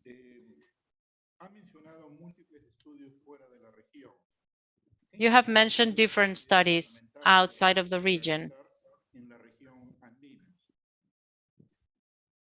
What do you advise for the Andean region? Well, very interesting, because as I presented this data, when you go from epidemiology on, there's already missing data.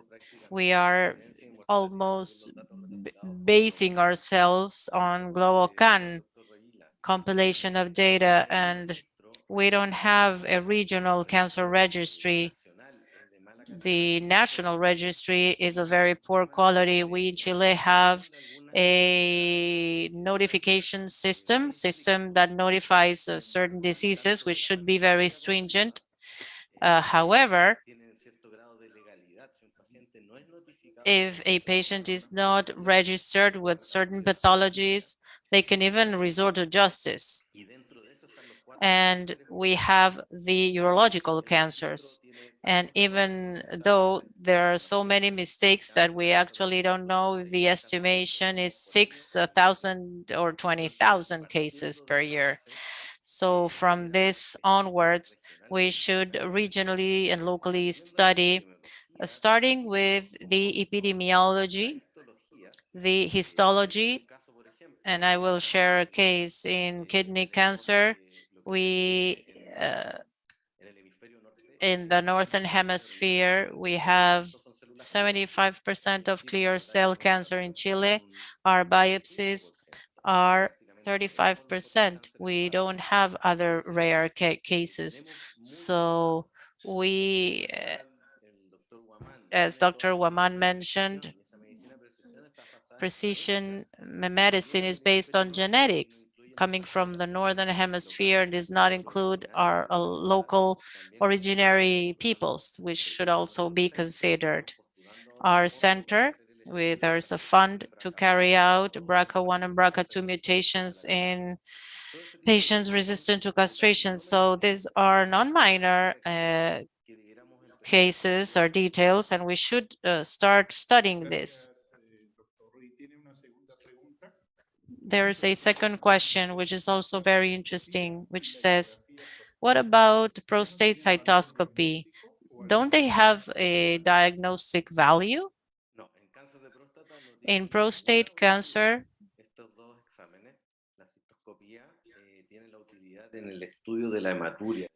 for hematuria, for blood in urine, yes, it has a certain value to confirm that it is a benign growth in the prostate.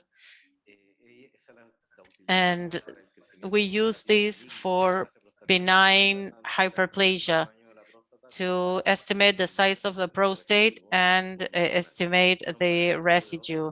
This is for other pathologies and not for prostate cancer. For prostate cancer, it is mainly what we have discussed already: antigen, PSA, symptoms, and then establishing this flow chart that should be MRI and biopsy. Gracias, doctor Diego. Thank you very much.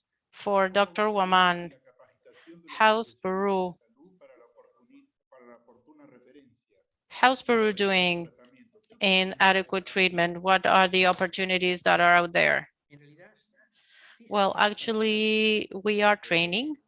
We are training not with the speed that we would like to have, not with the severity that we would like to have on a protocol which has not been approved yet. And this is the detail because physicians are still having different protocols as part of their knowledge, which has not been uniformed. So mas no necesariamente a los and establecimientos this has not to does not. I'm sorry, the interpretation services have come to an end. Thank you very much. no se podría replicar un conocimiento general o nacional que realmente tenga un impacto en los cuales se uniformicen los criterios. Lamentablemente, eso no está establecido.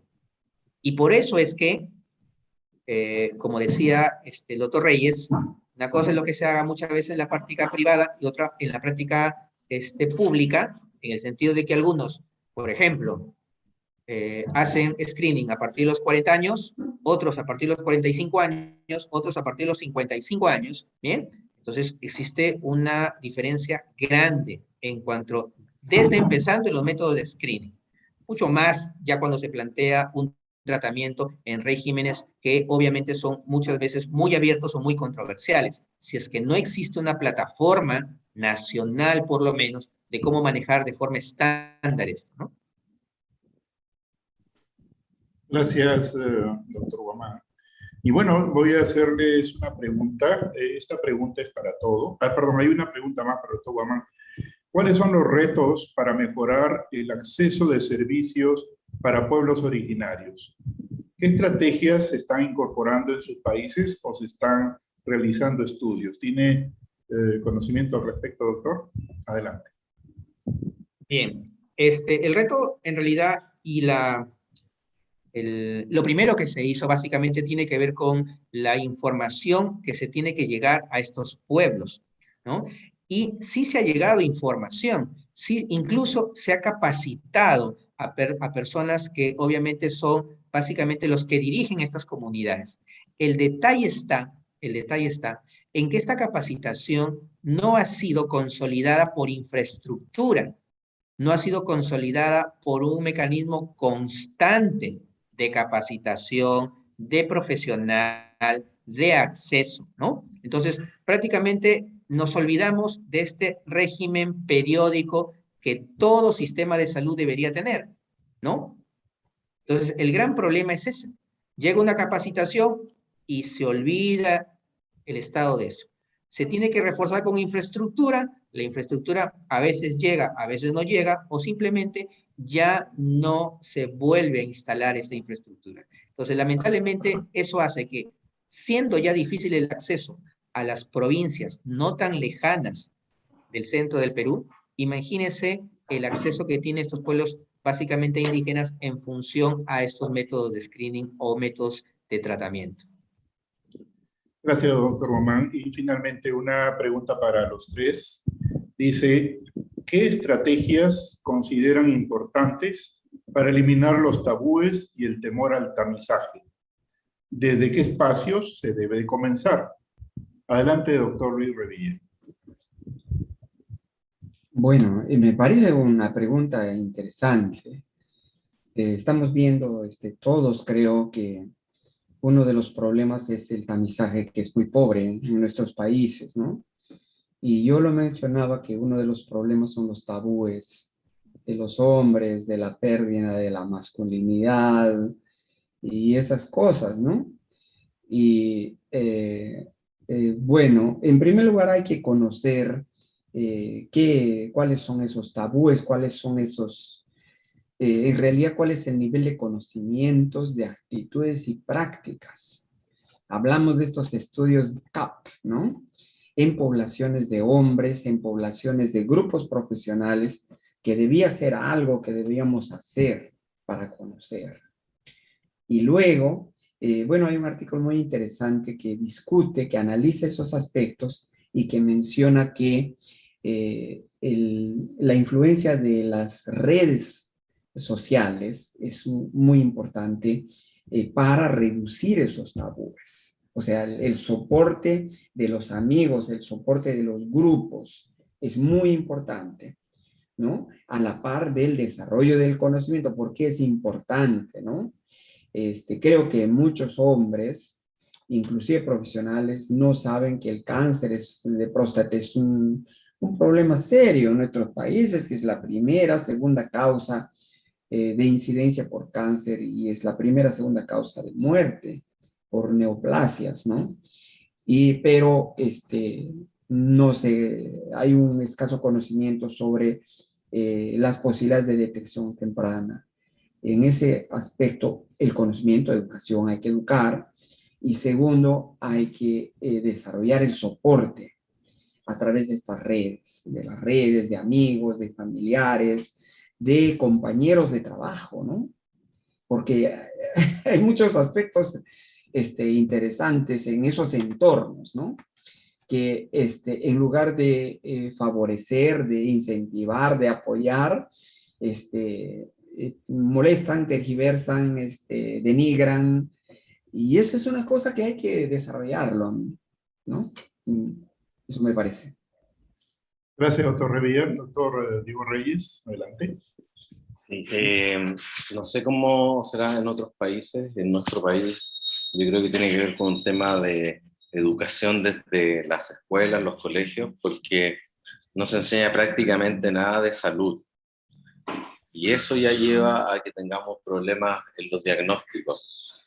Los pacientes no conocen su cuerpo, entonces no saben qué puede enfermar en el futuro. Eso es una cosa que yo creo que es fundamental. Por lo menos en Chile está dentro de los proyectos incluir este tipo de educación. Y pasa lo mismo con la educación sexual.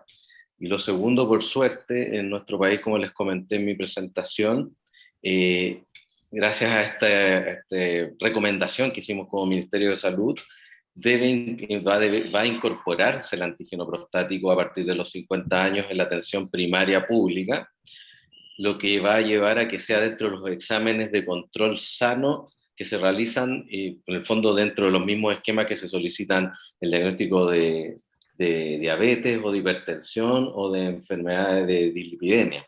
Por lo tanto, en ese aspecto es un poco positiva lo que tenemos nosotros. Gracias, doctor Reyes. Adelante, doctor Marco Guamán.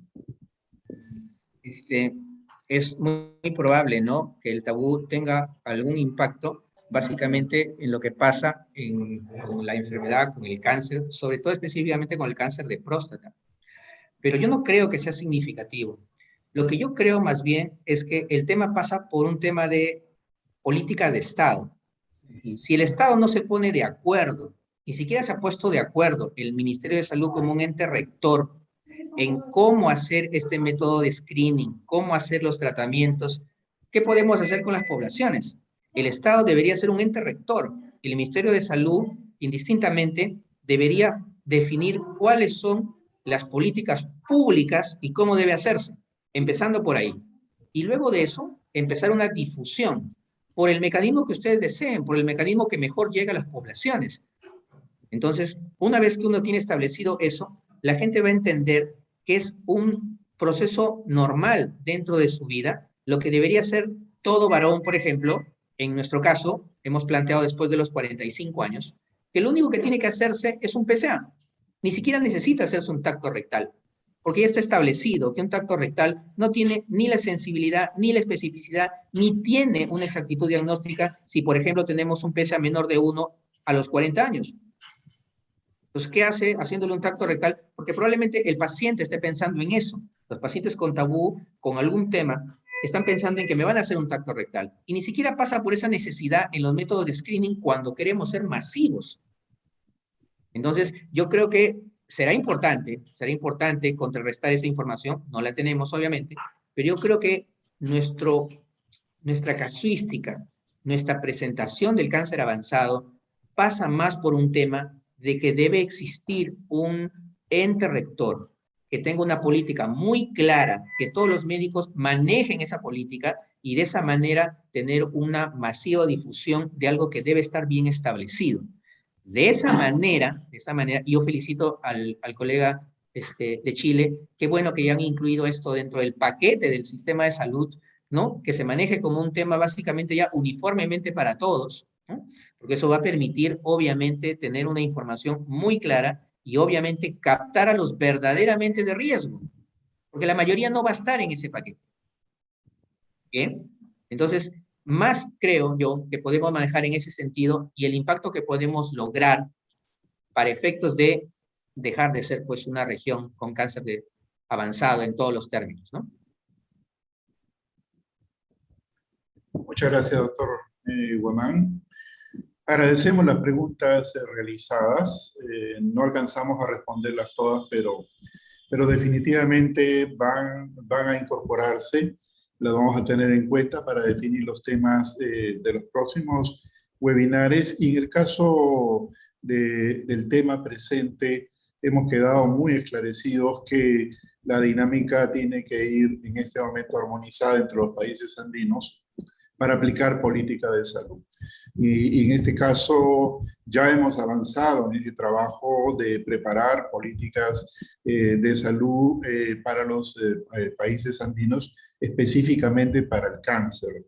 Y nos va a llevar a preparar un plan quinquenal, un plan que incorpore todas estas preocupaciones que ustedes nos han hecho evidente el día de hoy, específicamente para el cáncer de próstata. Reiteramos el agradecimiento a los excelentes ponentes que nos acompañaron el día de hoy, a todos los asistentes y hago la mención a todos los asistentes de los Ministerios de Salud andinos de Bolivia, Chile, Colombia, Ecuador, Perú y Venezuela, los cuales nos están acompañando, al equipo del Organismo Andino de Salud y a todos los que participan en esta actividad que ha sido posible gracias al compromiso con la integración andina y sudamericana. Cedo la palabra a la doctora Marisela Malqui Osorio, secretaria ejecutiva del Orasconu, que en nombre de la doctora María del Carmen Calle, nuestra secretaria ejecutiva, va a dar el cierre de esta reunión. Adelante, doctora Marisela. Gracias. Bueno, lo primero es agradecer a cada uno de nuestros excelentes ponentes que hemos tenido en esta ocasión. Y sí, pues, ¿no? Hemos mostrado lo que en cada uno de los países, ya sea Chile, Perú, y lucho con el estudio de los 6 países andinos, que lamentablemente, bueno, el cáncer de próstata es el que ocupa el primer lugar en el tema de cáncer en los varones, en los 6 países. Y también, lamentablemente, sabemos y reconocemos que dentro de los factores de riesgo, pues no se puede intervenir mucho, salvo hacer lo que recomendaba alguno de ustedes, lo que es la prevención secundaria. Y con ello recordar que es importante hacer ese tamizaje que ya en Chile están empezando a hacerlo o lo van a poder hacer de repente un poco más ampliamente, ya que está entrando a sus guías, el antígeno prostático. Y también es importante en este momento recordar que es integral el tema, ¿no? Se decía, ¿por qué no acuden los varones prontamente? ¿Por qué pasa esto? Efectivamente, es un tema de repente hasta generacional, desde los colegios, desde muy, muy temprana edad, a enseñar este tipo de temas, de incluir lo que es la salud dentro de lo que se enseña en los colegios, conversar este tema como un tema común en la familia, no debe ser tabú para nada, y sobre todo el mensaje que nos queda y debemos dejar es que haciendo un diagnóstico temprano es posible que el pronóstico del paciente o de la persona sea pues diferente, ¿no? Cuanto más temprano se haga ese diagnóstico, más temprano se haga el estadiaje y la identificación, realmente el manejo que al final de repente va a ser personalizado, va a ser de todas maneras con mejores posibilidades de sobrevida, ¿no?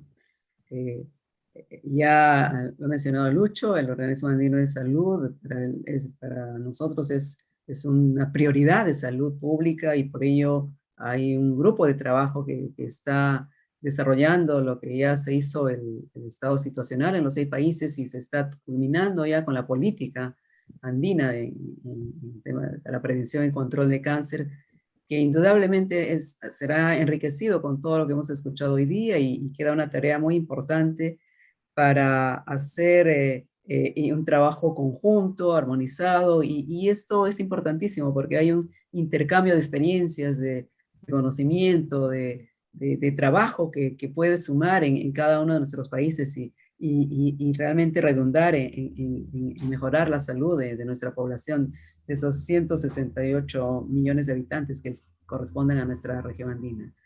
Reiteramos nuestro agradecimiento a cada uno de ustedes por el tiempo que han dedicado, por la paciencia que han tenido para responder las preguntas, y indudablemente seguiremos probablemente convocándolos para seguir en este trabajo tan importante como es el tema de cáncer, y en esta ocasión cáncer de próstata. Nuevamente muchas gracias, y a todos los demás, los asistentes, también les seguimos invitando para el próximo jueves, que veremos un tema también de actualidad para todos, que es viruela, es todo lo relacionado a viruela del mono. Muchísimas gracias y hasta pronto. Muchas gracias, doctor Diego Reyes. Chao, muchas gracias por la invitación. Gracias, Doctor Luis Revilla, excelente, muchísimas gracias.